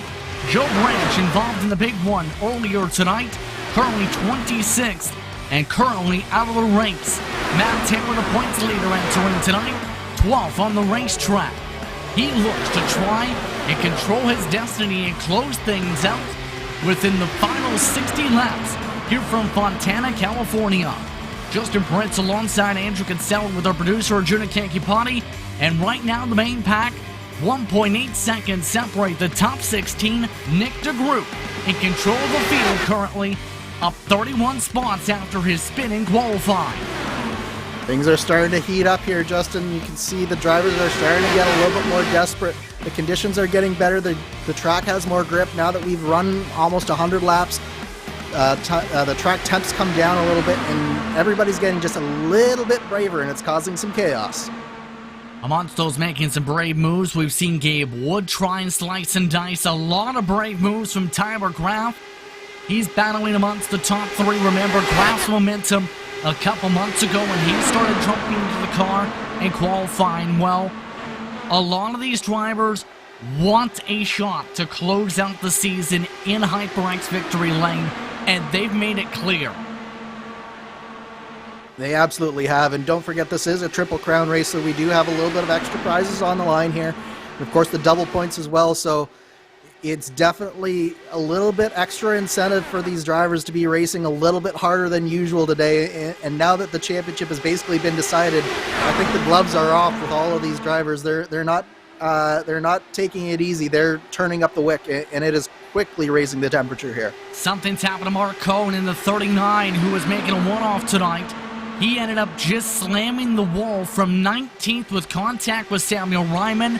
We stay green, but the Watchman is now out of the race. Disappointing end to the night for Mark Cohn there. I think it was just a little bit of miscommunication here. Not sure exactly what was going on. It looks like Ryman just started to come up the track, and he was clear for a second, but then he wasn't clear anymore, and Cohn just spins it down into pit lane. We are lucky to stay green there. That brings us down to 20 cars remaining on the lead lap. Traveling along the last of those drivers with significant damage, keeping by 1.3 seconds off the pace. Up at the front now, Gabe Wood. Here comes his pal, Nick DeGroot. These two have worked their way up through this field. They started very near the back and have just systematically worked their way to the front, and they've really started to take a stranglehold on the top of this field. We've seen Nick DeGroot basically since the last round of pit stops has really just found himself at home at the front of this field. But Tyler Graff, he's starting to move towards the front, and look who's back through all of the chaos. Matt Taylor is back in this leading pack, and he's knocking on the door of the top 10 now. Trying to work around still, Matt Taylor. He wants a shot to close out the season with another victory, you'd have to think. Absolutely. He's been running in the teens most of the night, though. There's no better way to crown yourself a champion, but then to take the win at the same time. It is sort of the exclamation point, the icing on the cake of the season. So Matt Taylor will certainly be hungry now that he knows that he's not in any danger of losing the championship. Indeed, here comes Gabe Wood again for the race lead. You see Taylor along the outside line, trying to hold out James Watson. There's a look up towards the front. Tyler Graff up to third spot. Here comes the Swamp Trap, down to 50 laps to go here for the season. I'd say here comes crunch time, but these drivers have already been driving like it's been crunch time for a number of laps here. So I'm just holding my breath at this point, Justin, because I can only imagine that the aggression is going to keep going up and up as we get closer and closer to the end of this race. Another swamp up at the point, and keep in mind when it comes to Gabe Wood, always keeps things busy when it comes to these types of nights, runs a lot of double duty when it comes to Monday night racing competition with various different cars. Always known as a jack of all trades when it comes to the railroad and the NASCAR Xfinity Series. I think if you're Gabe Wood, you want this and want this bad. based on his year. Oh, absolutely. If he could get a win here today, it would go a long way to undoing all the ills that he's suffered over the course of the season. And that's true of a number of drivers up in this leading pack here. Nick DeGroot has had a hard season. Gavin Sanders has been so unlucky, even though he was finally able to pull out a win. Michael Goodman is another driver who's had one win, but has not had the results that his running position has really dictated he should. Basically, throughout this top 10 is a number of drivers who are just looking to break through here. But it's going to come down as well partly to the execution of the final stop, you'd have to think. 21 laps into the stint right now. How do you play this is the huge question. They do have some traffic up the road. That traffic being Trevor Malone potentially to deal with. I think the big thing here is just surviving until we get to that final stop. We're coming up close, but it's not there yet. And it's all about figuring out where you are once you get through that final stop is my experience here. It's so difficult to say what you should be doing at this point other than getting as far up the field and as close to the front as you can to put yourself in a position where if you do make a mistake, it's not going to cost you the lead draft, because you need to come out of that last stop in the lead draft if we're going under green flag pit stops. Also amongst those inside the top 10, and our shout out to give to James Watson, who's had some struggles. He's up 21 spots with his move with the 20 car for 10th spot. And Watson's also been bounced around a fair bit. Traffic now to deal with though. Trevor Malone now up to be lapped within 10 car lengths. Of course, Malone has had a number of issues throughout the course of this event now with that secondary spin that he had. And so he's just out there trying to stay out of the way, and he does a good job staying high through 1 and 2, and most of the lead pack has gotten around him. Driver who it's really not worked out for strategy-wise too, Cody Winston, who led laps early on in this run. He is 19th, 9 seconds back. He's lost the pack as well. And I suspect that Winston has a little bit of damage there because he's dropped back an awful long way. The only other option would be he has to save some extra fuel compared to some of these other drivers, and maybe he's trying to do it that way to make trouble, sure. Forsyth! He hits the apron coming out of turn 2. From 5th position, he holds on to it. Big moment for Forsyth. Does a really good job to hold it there, Justin. Ricky Harden able to give him some space. And some congratulations on the major save in the radio. Look how low he goes. Yeah, the pants got a little bit brown there from that one, I think, Justin. He put it right on that apron, and it's just a matter of inches. He's just maybe 2-3 inches too low, and it sucks him down there. And you can see just how much momentum he loses. He's lost a good 5 or 7 positions with that one small mistake. Change things up a little bit in the heart of this pack. Here comes Graf for the slider for second. Yeah, the battle is heating up at the front of the field. Look at George Anzaldo in the third lane. He's trying to announce his presence. So is Michael Goodman on the inside. Gabe Wood now boxed in turn by Anzaldo. Here comes the run for the race lead. Graf has to pull off the block. Here comes DeGroot back alongside. And Nick DeGroot does not want to let go of the lead of this race. There have been laps and times where he's been relinquishing the lead, but he quickly regains it, and he's looking real strong here as we get in the last round of pit stops. Howard Graf, though, getting the lead lap that time by his first lead lap of the evening. Michael Goodman has also very quietly been in this conversation the whole night. Remember, Goodman broke through just a few weeks ago. Yeah, Goodman finally tasted victory in the Speedway Series after so many poles, and he's looking real strong here. It's amazing what a win can do for your confidence. It really does. It's like a shot in the arm, and Gavin Sanders is another one in a similar vein. But look at that number 8 car in the middle of your screen there. He has announced himself on the scene in 6th position now.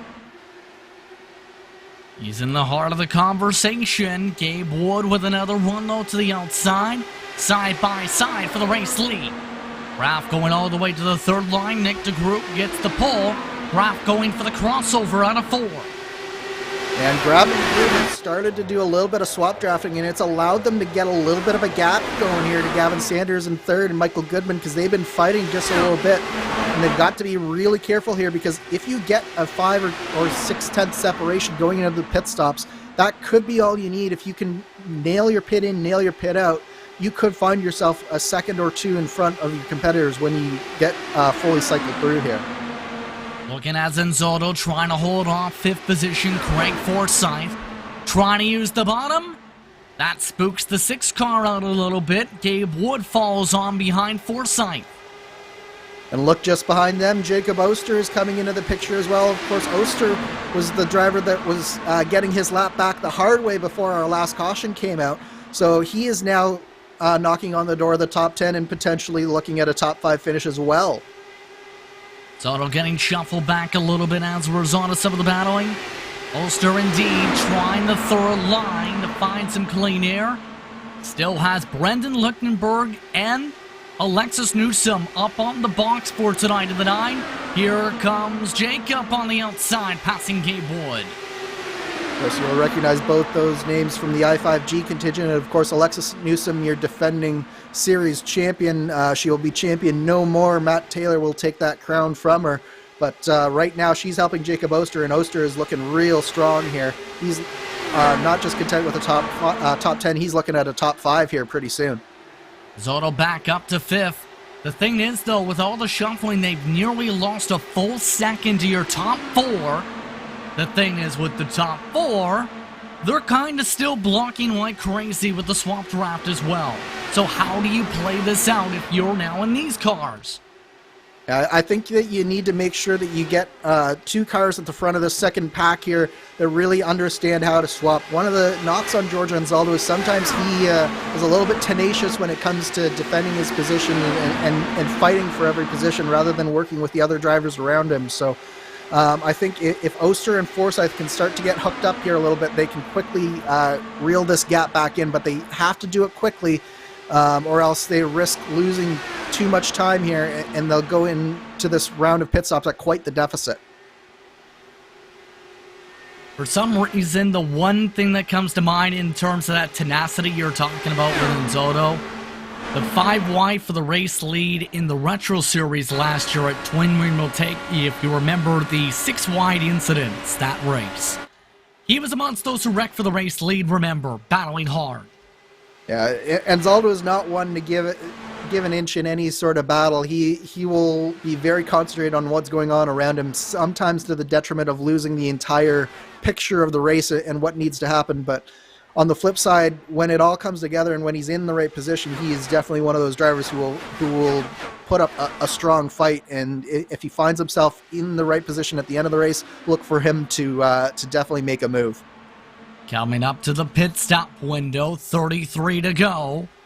Raff and DeGroot still swap drafting. Sanders and Goodman also still in the main group. Now this is the money stop coming. Cody Wenson has already stopped and is up the road to be lapped. Yeah, and we're quickly getting into this time, aren't we, Justin? And it's a question of who's going to blink first, because you know that whenever one driver blinks, a lot of the rest of the drivers in this top 10 are going to have to follow as well, because there is a little bit of a pace advantage to have those fresher tires. Even if they don't have the draft, the lap times have come down 2-3 tenths of a second a lap, so you really can't afford to not be down when the leader comes down pit lane. Bit of a drift down this time. DeGroot able to get all the way to the edge of the first seam. Gonna get the swap down. Goodman trying to fall behind them. Oster is up to 5th position. The 9 is flying. Here comes Forsyth for the swap. And Oster and Forsyth are trying to work together again. They're just out of the drafting range of Michael Goodman. If they keep working together, they can catch him, but it looks like Anzaldo really used that draft, and he's breaking up that draft swapping again. Pit window coming in. Tyler Graff, Nick DeGroot, several drivers elected to duck in this time by... This is the money stop to determine the winner of this race. How will this entry fare out? Oh, and a big slide, and a big sin! A spin for Tyler Graf! Graf spins, and as Gabe Wood drives around the outside, Jacob Ulster also avoids. Gabe Wood able to Sam avoid Ryman the around. incident. To his spins around of the entry. Tyler Graf out of contention. Wow, that was a huge mistake there from Tyler Graf. He just got in there too hot, never got the car settled after he made that transition, and around it went. And did Jacob Oster did Nick de Groot get the car slowed down? Yes, he did. Okay, it was an 8.7 second stop for Nick de Groot, so that was another concern, is when you have to avoid a car like that, sometimes you can't get the car slowed down. There's a look at the replay, and you see the send from de Groot in the first place, but the spin goes around on the transition. Then you have Ryman do this. A little bit of a sympathy spin there from Ryman. He came in really, really hot here. I don't know if he was actually trying to get onto pit lane there. He just lost it a little bit on his own. No more front wing for Ryman. Wing change for the 59. He's amongst those now, laps down. Michael Goodman amongst those coming in this time. By near contact for Taylor. And there's another spin. It's Mike Rigney. Yeah, all of these drivers, they know that this is the money stop, and they're trying to get every inch they could. Rigney, just another small mistake under braking there, and it nearly cost Matt Taylor. But right now, Rob Malechka should be coming down pit lane with Harden and Fowler, and that should be the whole rest of the stop. So look at how fast Mike Rigney came down there. He definitely missed his braking point. Technically, he didn't speed because he stopped in the first sector. More pit stops. Malechka to third amongst them. Ricky Hart and Chris Fowler in this time. No speeding penalties that time by Goodman. Already completed a service. Gavin Sanders, the next driver behind him. Look at how far ahead Michael Goodman and Gavin Sanders are compared to the rest of them. So this has fractured up that leading group a fair bit. And if Gavin Sanders and Michael Goodman can start working together, they could really get some nice gap to the rest of this leading pack. Nick de Groot, George and Zotto able to work together off the pit lane as well. So a lot of communication, and there's the swap draft with the 10 of Sanders. Already Malechka to the third, Hart and Fowler. They're coming off the pit lane a fair bit back of your top two. Yeah, Malechka, I think, will have the draft of the leading duo, and that's going to bridge it back all the way to some of the drivers who maybe lost out just a little bit, but it's going to be a close thing. I think Malechka and Harden will have it. Now they're starting to fight together, and that's going to be disaster for their hopes of maintaining that draft. Greg Forsyth, by the way, lost a lap in that pit cycle with some of the craziness.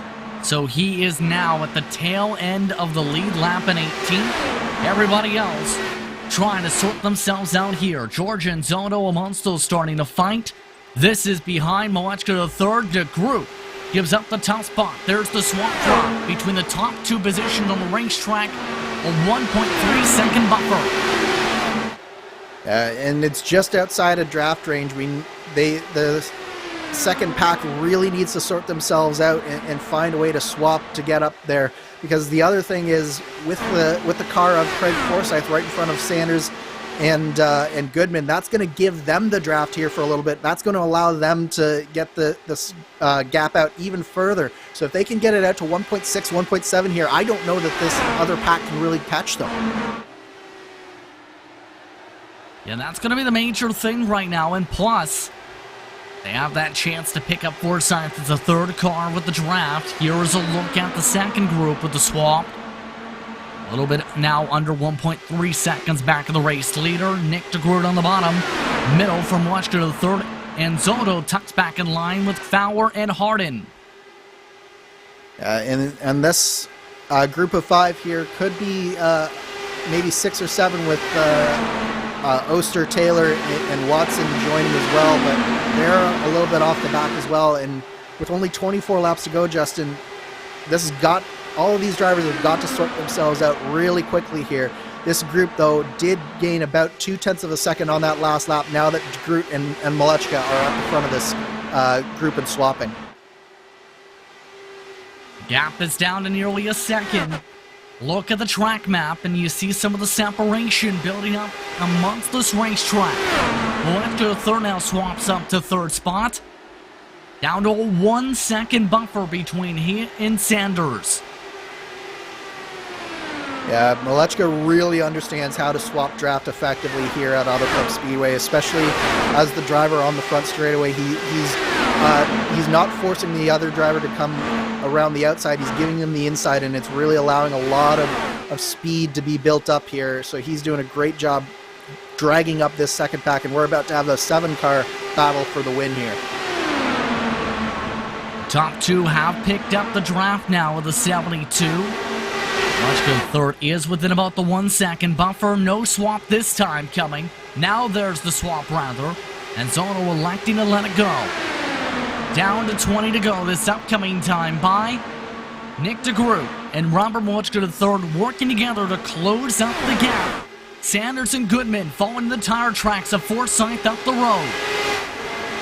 Now the one downside for DeGroot and Malechka is doing this swap drafting really does abuse your tires a little bit, so they're going to be at a little bit of a disadvantage compared to all the other drivers in this leading pack if they can ever get back up to the back of the two in front of Sanders and Goodman. Right now, though, Sanders isn't able to clear Forsyth here, so this is disastrous for them. They need to find a way to get around Forsyth, but of course Forsyth wants to stay on the lead lap right now. Now this has cost them another 1/10 of a second in the midst of trying to sort this out. Does Michael Goodman take advantage? He does. He tries to go back to the race lead. Goodman dives underneath, picks up Forsyth's draft, and now he pulls up to the race lead. But the damage is done. The 4 cars behind them, the 5 in fact behind them, are now within 7/10. And Forsyth is stubbornly running the bottom of the racetrack, and it doesn't look like either Sanders or Goodman can really get underneath him. Goodman tries to go to the inside, doesn't do it, and now he's going to try to side draft him down the back straightaway here. I think Goodman might just have a nose in front of him by the corner, but I don't think that he's going to be able to clear him because Forsyth has that shorter distance around. This is the prerogative, keep in mind, for Forsyth to have a chance on the lead lap after a disastrous pit sequence. Now it's down to about 7-8 car lengths between second and third. DeGroot single files lining up in front of Malechka III. Now is in the draft of Sanders. Now the 5 cars have now caught up to the 2, and we have a 7-car breakaway for the lead of this race. 18 laps to go here. It is all still to play for. Forsyth still not backing down. DeGroot a huge send with the aero wash nearly to the wall.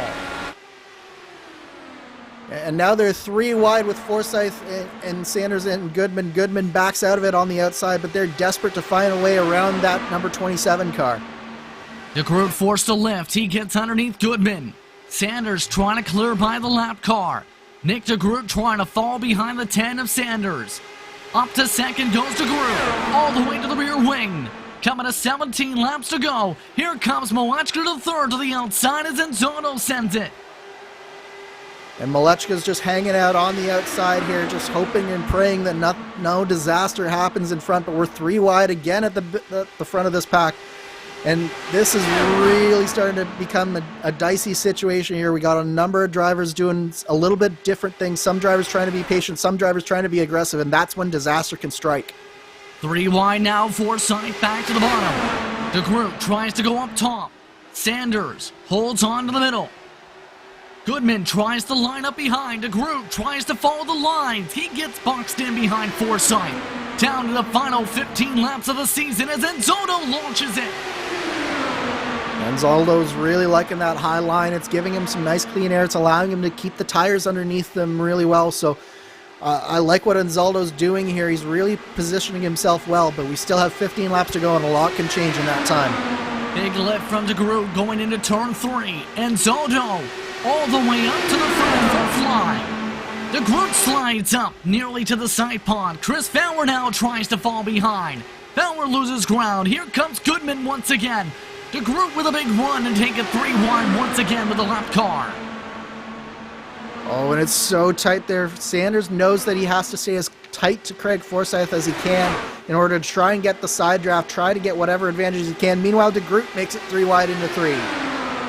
DeGroot trying to make the outside groove work. Forced to duck back down to the second line. Does he try and duck behind Sanders? Now he tries to go to the outside again. Near contact a couple times. Lap traffic is approaching. They are approaching Trevor Malone again. And you can really see that Nick DeGroot understands what momentum can do at a track like this. You can see him taking a really wide line into the corners and then ducking down and really using that draft and really getting some momentum going. He's been close at the line a number of times, but he just hasn't quite gotten around Sanders. But it's only a matter of time before this really starts to pay off for DeGroot.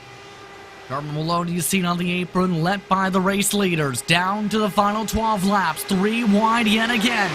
DeGroot and Sanders battling for the race win. Michael Goodman works on the bottom of the racetrack. Chris Fowler tries to work all the way to the top groove. Here comes Ricky Harden now to join the party. And look at the run that DeGroot has, but again, he just doesn't have anywhere to go on that outside lane. But I'm really intrigued by that green and blue car right now. Chris Fowler, he's just sort of patiently biding his time, but he's definitely watching and learning and seeing what works and what doesn't. 10 to go, next time by. Here's a look from Ricky Harden. Can he join the fray in the right time? And Zotto slides up Nick DeGroot, taking 3 wide now with Fowler. Sanders now with a race lead, trying to get alongside Forsyth once again. Really tough stuff here. You really have to be thinking your moves through like 10 corners in advance here. DeGroot got a little bit caught out. Now he's on the bottom of the racetrack, and I don't really know where he's going to go. But I think that at this point, Craig Forsyth really needs to consider giving up the ghost here. He's put in a good battle to try and stay there, but he's really starting to disrupt the battle for the lead of this race. You see him there, Matt Taylor, Jacob Ulster, James Watson have joined into the pack under 10 laps to go. Forsyth still not giving up the ghost. Forsyth still holding on to the bottom in front of Sanders. Fowler now up to 3rd spot, trying to build up the run on Goodman. DeGroot and Anzaldo got very close on the front straightaway there. There was a near disaster right in front of Rob Malechka. But it's some really dicey stuff here. Yeah, you're right on the edge of your seat, aren't you, Justin? 2 by 2, make it 3 wide again. Here comes Chris Fowler to the outside for the race lead. Harden falls on behind. Goodman loses ground at the bottom. Yeah, we saw DeGroot trying this a number of times, and he wasn't successful, but maybe Fowler has preserved his tires just enough to make this work. He's got to find a way to get the momentum up, though, as DeGroot is even trying to make it 4 wide now. Something's gotta give. Goodman nearly drifts up into Fowler. Sanders still cannot clear by Forsyth. Fowler back to the outside. Goodman rides underneath the first seam. Nick DeGroot tries to build back up the run. He washes up the track again. Sanders nearly washes up the track into Fowler. Sanders is absolutely doing exactly what he needs to do here. He's staying right on the outside of Craig Forsyth, not allowing anyone to really get a good run going, not allowing anyone to have that bottom lane, and he's just perfectly running here. I don't know that if he keeps this up, anyone is going to be able to mount a proper charge here. Fowler's trying another charge, though. Able to keep it alongside Sanders this time. Sanders losing ground. Fowler starting to get the pull. 6 to go. Sanders leads to the stripe.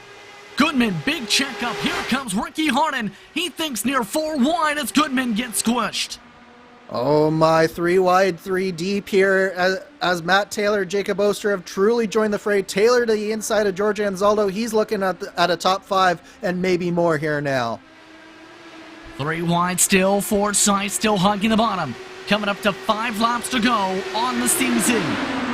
Fowler loses ground again up top. Sanders trying to get it done in the middle. Goodman tries to follow along. Here comes Malechka to 3rd to take it 4 wide for the race lead. What a move there from Malechka. He really got checked up out of 4 by Ricky Harden, kept his foot in it somehow, and then really got the momentum going. Tried to take it 4 wide. It's not going to work for him right now. He's basically got nowhere to go, but he was sitting there preserving his tires for the last 20 laps. Now it's go time for the 91 of Rob Malechka. Can he come in and walk away with the victory to close out the year? Fowler again a run. Here comes Malechka to 3rd. Next time around, reaches the point of no return here at Fontana. 4 wide still.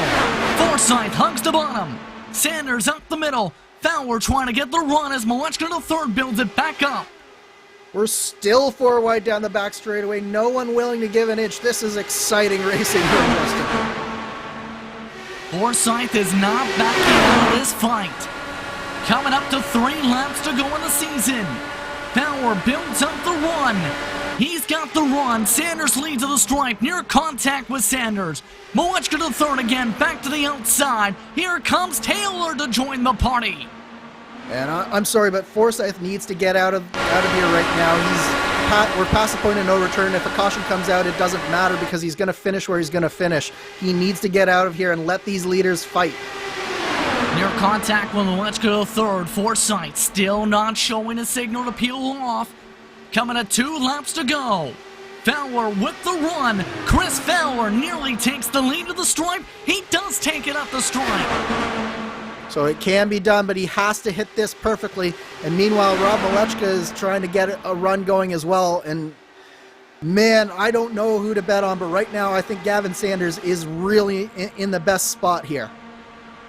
Sanders has been hugging that middle to bottom line most of this fight. Can he hold on as he takes the race lead coming to the white flag?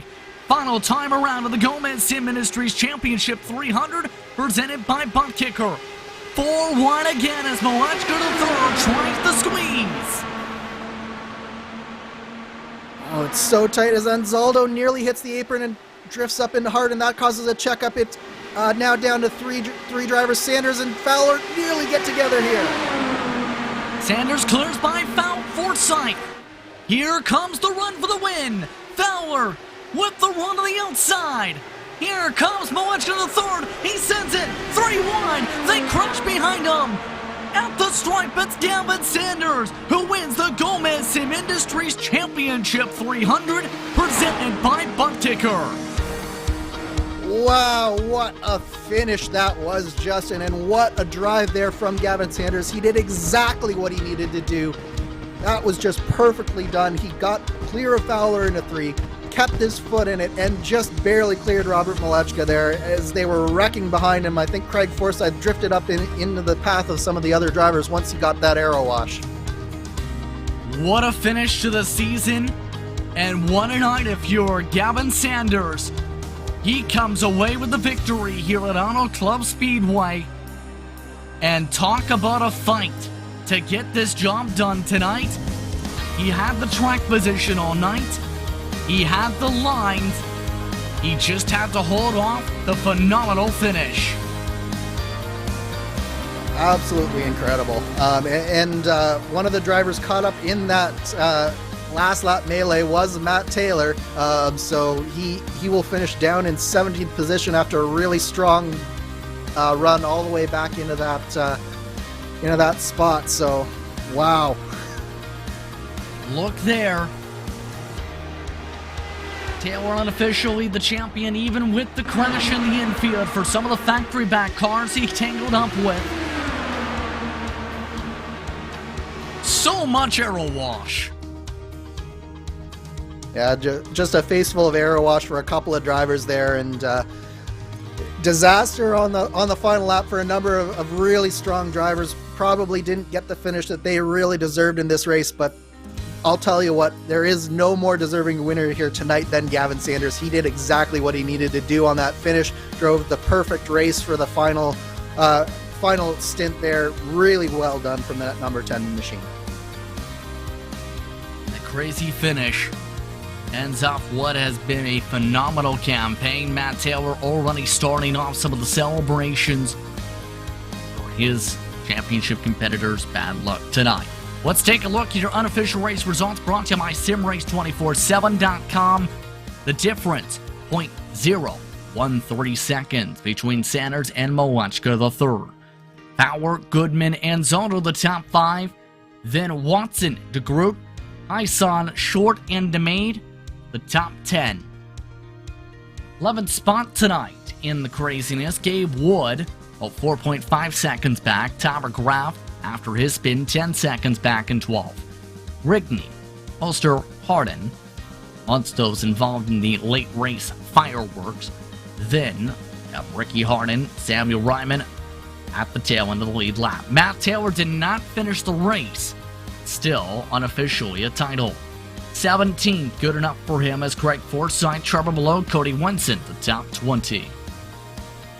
21st spot tonight goes Mark Cohn, Hugo Gallas 22nd, Tony Schauman, Gary Gonzo, Shane Coogan, Joe Branch, Gonzalez Nunez, Paul Jenkins, Creighton Carter, and Brian Beer, the top 30. Rest of the running order, Joe Hasser, Dean Ball, Andrew Wood, Ron Hacker, and Jim Herrick, rounding out of tonight's grid. Fast lap going to Craig Forsyth. He did it on lap 2. With that brings us into our post-race coverage here at iRacing's Virtual Auto Club Speedway, the HyperX post-race show. The Lionheart Racing Series is powered by HyperX, makers of premier gaming gear with luxury ultra-comfortable cloud-mounted gaming headsets. Whatever you play, however you play, HyperX knows we're all gamers. For more information on HyperX products, visit hyperx.com. Drivers currently working their way towards the podium. Part of the celebrations here tonight, it was an eventful one, to say the very least. Andrew, in this one. It absolutely was. That race was not what we were expecting when we got into this race, was it, Justin? It was action-packed throughout. There was that big calamity that happened about a third of the way to this race that took out the battle for the championship, but we had an exciting finish here. It was absolutely incredible. 4 wide action. We had a lapped car stubbornly staying on that inside line, and we had runs from various drivers throughout that top 10. It was incredible to watch. And that was a thrilling finish to this one. See them finally able to clear by Forsyth, and then as they crash hard behind, 3 wide, Sanders gets it down up the middle. And Malechka with the surprise to the inside. I think Sanders wasn't quite counting on that, and he just had to hope that he had the momentum there. And I think that transition to the bottom just caused Malechka to bobble just a little bit, and it cost him a shot at the win. Take a look one more time. There's Forsyth on the backup. Comes down to those top 3. Malechka to third. Can't send it to the apron there. Tried it. It was so close. It was so close for Malechka, but in the end, Sanders did exactly what he needed to do, and it was great. It was a great finish to close out the campaign. Lots to discuss when it comes to our post-race coverage here from iRacing's Virtual Auto Club Speedway. Gavin, you're up first, and you get the job done. 51 laps led out of the 150. You do it in a thriller. Yeah, that was quite the race at the end there. I mean, there was cars on cars on cars, and it was kind of like that for most of the race, besides when everybody decided that they wanted to save fuel. But I mean, I can't think. I don't even know. You know, it's just so cool to win one of these. I don't think these pack style races are necessarily my strength, but it's really nice to get one, especially on this stage. So big thank you to Team Raceverse. Appreciate everything they do for iRacing IndyCar and 4D Raceware as well. All these guys, they make it happen, and it was just incredible today. How would you describe those nerves in those closing stages, especially knowing the lap traffic playing a bit of a factor, yes, in Forsyth, but you also have at least 4, 5, 6 different drivers trying to find a way around 4 wide at some points? Yeah, no, it was definitely just down to try and hold the shortest distance around the racetrack you can, pending where other cars are. And I mean, I completely understand where the lap cars position is, right? Everybody's racing for something, and I get it. So it was definitely, it made it a little bit more, I'd say, tricky to overtake. So I'm not necessarily me complaining, but yeah, it was definitely an added factor, and I think there could have even potentially been more of a shake-up ending if it wasn't too wide there for the past 20 laps or so, to all the way to the end. You finished off the season strong. What's the hope to try and carry the momentum forward? What's it going to take to keep up the momentum that you started to build up in the past few months? Yeah, I think it's just down to consistency, lots of good time on practicing and getting ready for these events, and I think I'm finally starting to pick up on some of the racecraft pointers and not just kind of putting myself into bad positions. So if we can keep that up, I think moving into next year, we're definitely a contender. Gavin Sanders coming away with the race victory here tonight. He gets it done. The Gomez Sim Industries Championship 300 presented by ButtKicker. Robert Mochko, third, a one-off start tonight. You almost get the job done. How would you describe your perspective of the finish? Very chaotic. Firstly, shout out to everyone for keeping it clean there until really the last corner, because that was very close, very tense racing in a car that's not really forgiving when you're that close to one another. But firstly, congrats to Matt on the championship. It's unfortunate we couldn't get Joe up there, but it just wasn't really his day. But yeah, kind of that last run there, just kind of buying my time, waiting for everyone to kind of use up their tires, because people were really pushing there at the start of that last run, and just waited for people's tires to kind of fall off, and then I tried to pounce and was one position too short. But congrats to Gavin on the win. He drove a really good race. Let's say, what did you need to do differently to be able to break through for the victory there? Honestly, just remember the apron is an option. I kind of remembered, but not really, because I was expecting Gavin to go low there, right to the apron right away, but he didn't. So that kind of surprised me and ruined my run. It would have probably been a photo finish. I mean, we're probably looking really close to a tie if I don't wait a bit. But yeah, like I said, Gavin drove a really good race and did what he had to do to win there. Well, congratulations to the podium once again to close out the season in this one-off. Yep, thank you, Justin. That's Robert Mochko III coming away in second place tonight. What was a thriller here in this end of the campaign. Lots still to come when it comes to awards, as many drivers have a chance to add to their trophy cases in what was an eventful night overall when it came to the racing here to end off the season here in the Gomez Sim Industries Championship 300, presented by ButtKicker in this one. Chance to speak with those drivers amongst the honors in just the next moment or so. What was a competitive campaign here in 2022.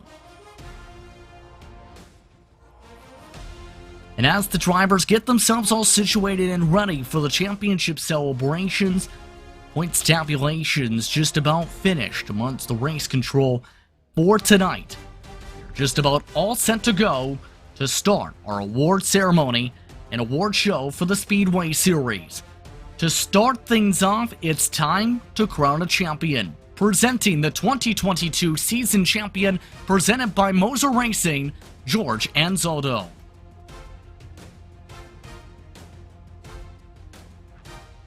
George.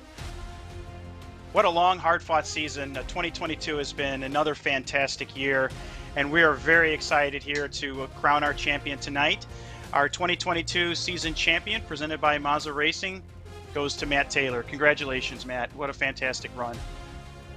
Thank you, George. I can exhale, I guess.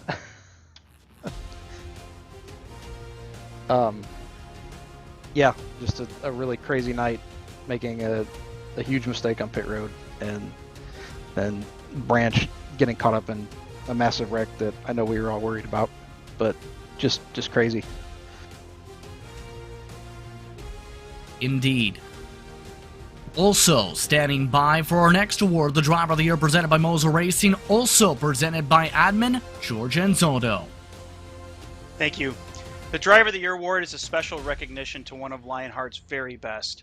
It is given to someone who has had a positive impact on the league and its members both on and off the track.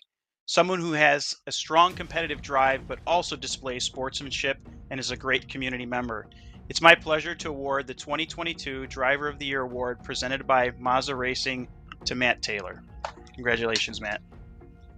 Thank you, George. That's awesome. It's good to get one back, but I really appreciate everything you guys do. you know, we've got 2 more series to finish up, which is awesome. But yeah, this is special. Thank you. It's been great having you part of the league, Matt. Congratulations. Well deserved for Matt Taylor, a championship and a Driver of the Year award. Now, next award is standing by. It's the Rookie of the Year presented by ButtKicker, with drops factored in. Presenting the award is admin Chris Fowler.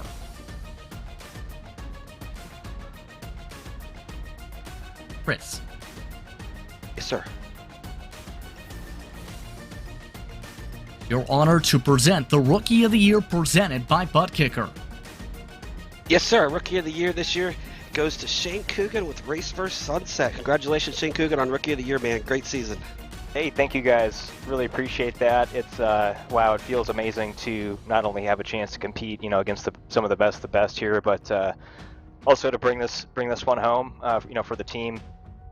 Really appreciate the Race First guys and you know, them giving me a shout out and giving me a chance to come race with you all. So it's been a great season. I think we could all say there's a few races that maybe got away from us, or didn't go the way we planned. But I kind of knew early on I had a shot to potentially do well and score some points. So this became the goal pretty early on, especially after Indy. And great fight there with Andrew Wood. We were just chatting, and it was great racing him and a lot of these other guys up front this season. So shout out to the great league, Lionheart, all the sponsors involved, and all the great drivers. Really appreciate what you guys do here. Once again, that's Shane Coogan, Rookie of the Year, presented by ButtKicker. Now, to present the Team Championship, presented by HyperX, once again, is presenting admin Chris Fowler. Yes, our Team Championship presented by HyperX. It's been an amazing season for these guys once again. Powerslide Motorsports with the Team Championship. Congratulations, guys. Awesome season. You guys just been dominant all season long, and great job. Thank you much, Chris, and thanks, George, and all the admins. Yeah, we had a few rough patches throughout the season. A couple of us not being able to race a few times here and there, but we had a really strong finish the last couple of races, and it was a lot of fun. Yeah, it was an eventful night for you, Tony, especially with some of the incidents. How would you describe the season finale for your team up towards the front early? Yeah, at the start of the race, our goal was to get Joe up as high as possible for the overall championship. But when he got knocked out, that obviously changed. So then we just kind of was a free-for-all, and then then I got caught up in that incident. So then we just focused on Goodman. Well, congratulations once again to your respective team. Thank you much. Again, the Team Championship presented by HyperX. Next up in the order is the Cleanest Driver Award presented by Gomez Sim Industry, should say.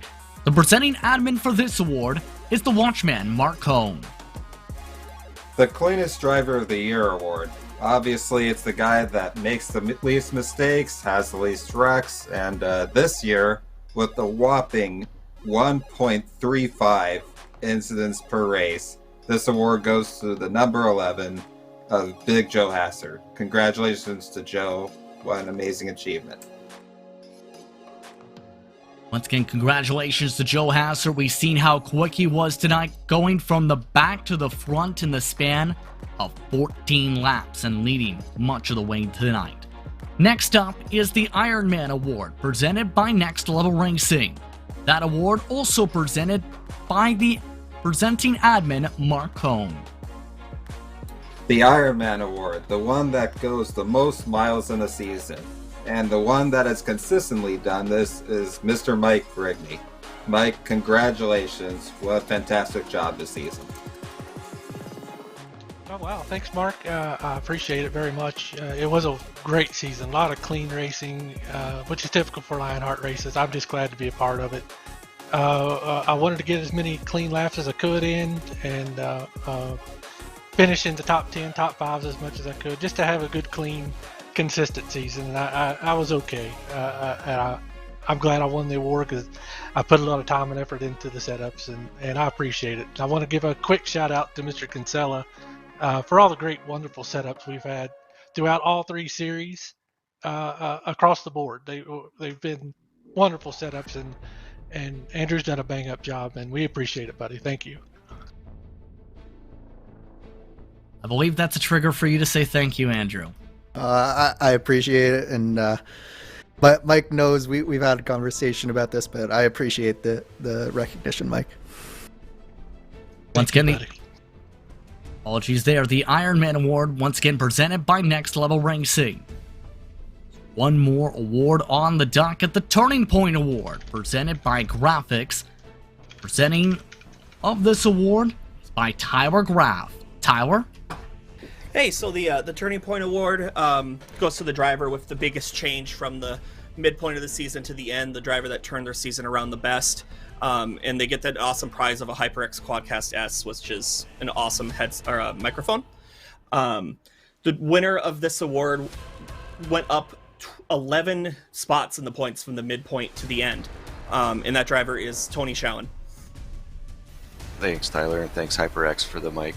Yeah, I've kind of been in contention for this award over the few years, and at the beginning of this season, I was like, the way it started, I was like, well, I got a good chance of getting this one because I think I had 4 DNFs right away at the beginning of the season. So I just figured if I stuck to it, I'd have a decent chance to take the award. So I appreciate it. Once again, the Turning Point Award presented by Graphics Esports. On that note, time to turn things over to the presenting admin, George Anzotto, for final thanks for this campaign. Thanks, Justin. Just would like to thank all of our sponsors for the 2022 season. HyperX is the league sponsor, Mazda Racing as the sponsor of the Speedway Series, ButtKicker, GSI, Next Level Racing, Graphics Esports, SimRace 247, Extreme Scoring, Prospects by SI, Guys Game and Beer, and finally ESTV and RaceSpottv for providing all of the amazing coverage all season long. And also big thanks to the fans that have supported us by tuning in to watch the races. We're really excited about 2023, and we can't wait to bring you more exciting races. So thank you again to everyone involved, the admins, the drivers. It's been another great year, so thank you again. Thank you very much for the time, George, and congratulations on a strong campaign here in the Speedway Series. But on that note, it's time to say goodbye. We'd like to thank you for tuning in for this 2022 campaign for the Lionheart Speedway Series for the Gomez Sim Industries Championship 300. Congratulations to your series champion for 2022, Matt Taylor. He gets the job done at Auto Club, while Gavin Sanders goes to HyperX Victory Lane. For my broadcast partner throughout the season, Andrew Kinsella, for producer Jenna Kankipani, I'm Justin Prince saying so long. Enjoy the rest of your off season. Thank you for tuning in from Fontana.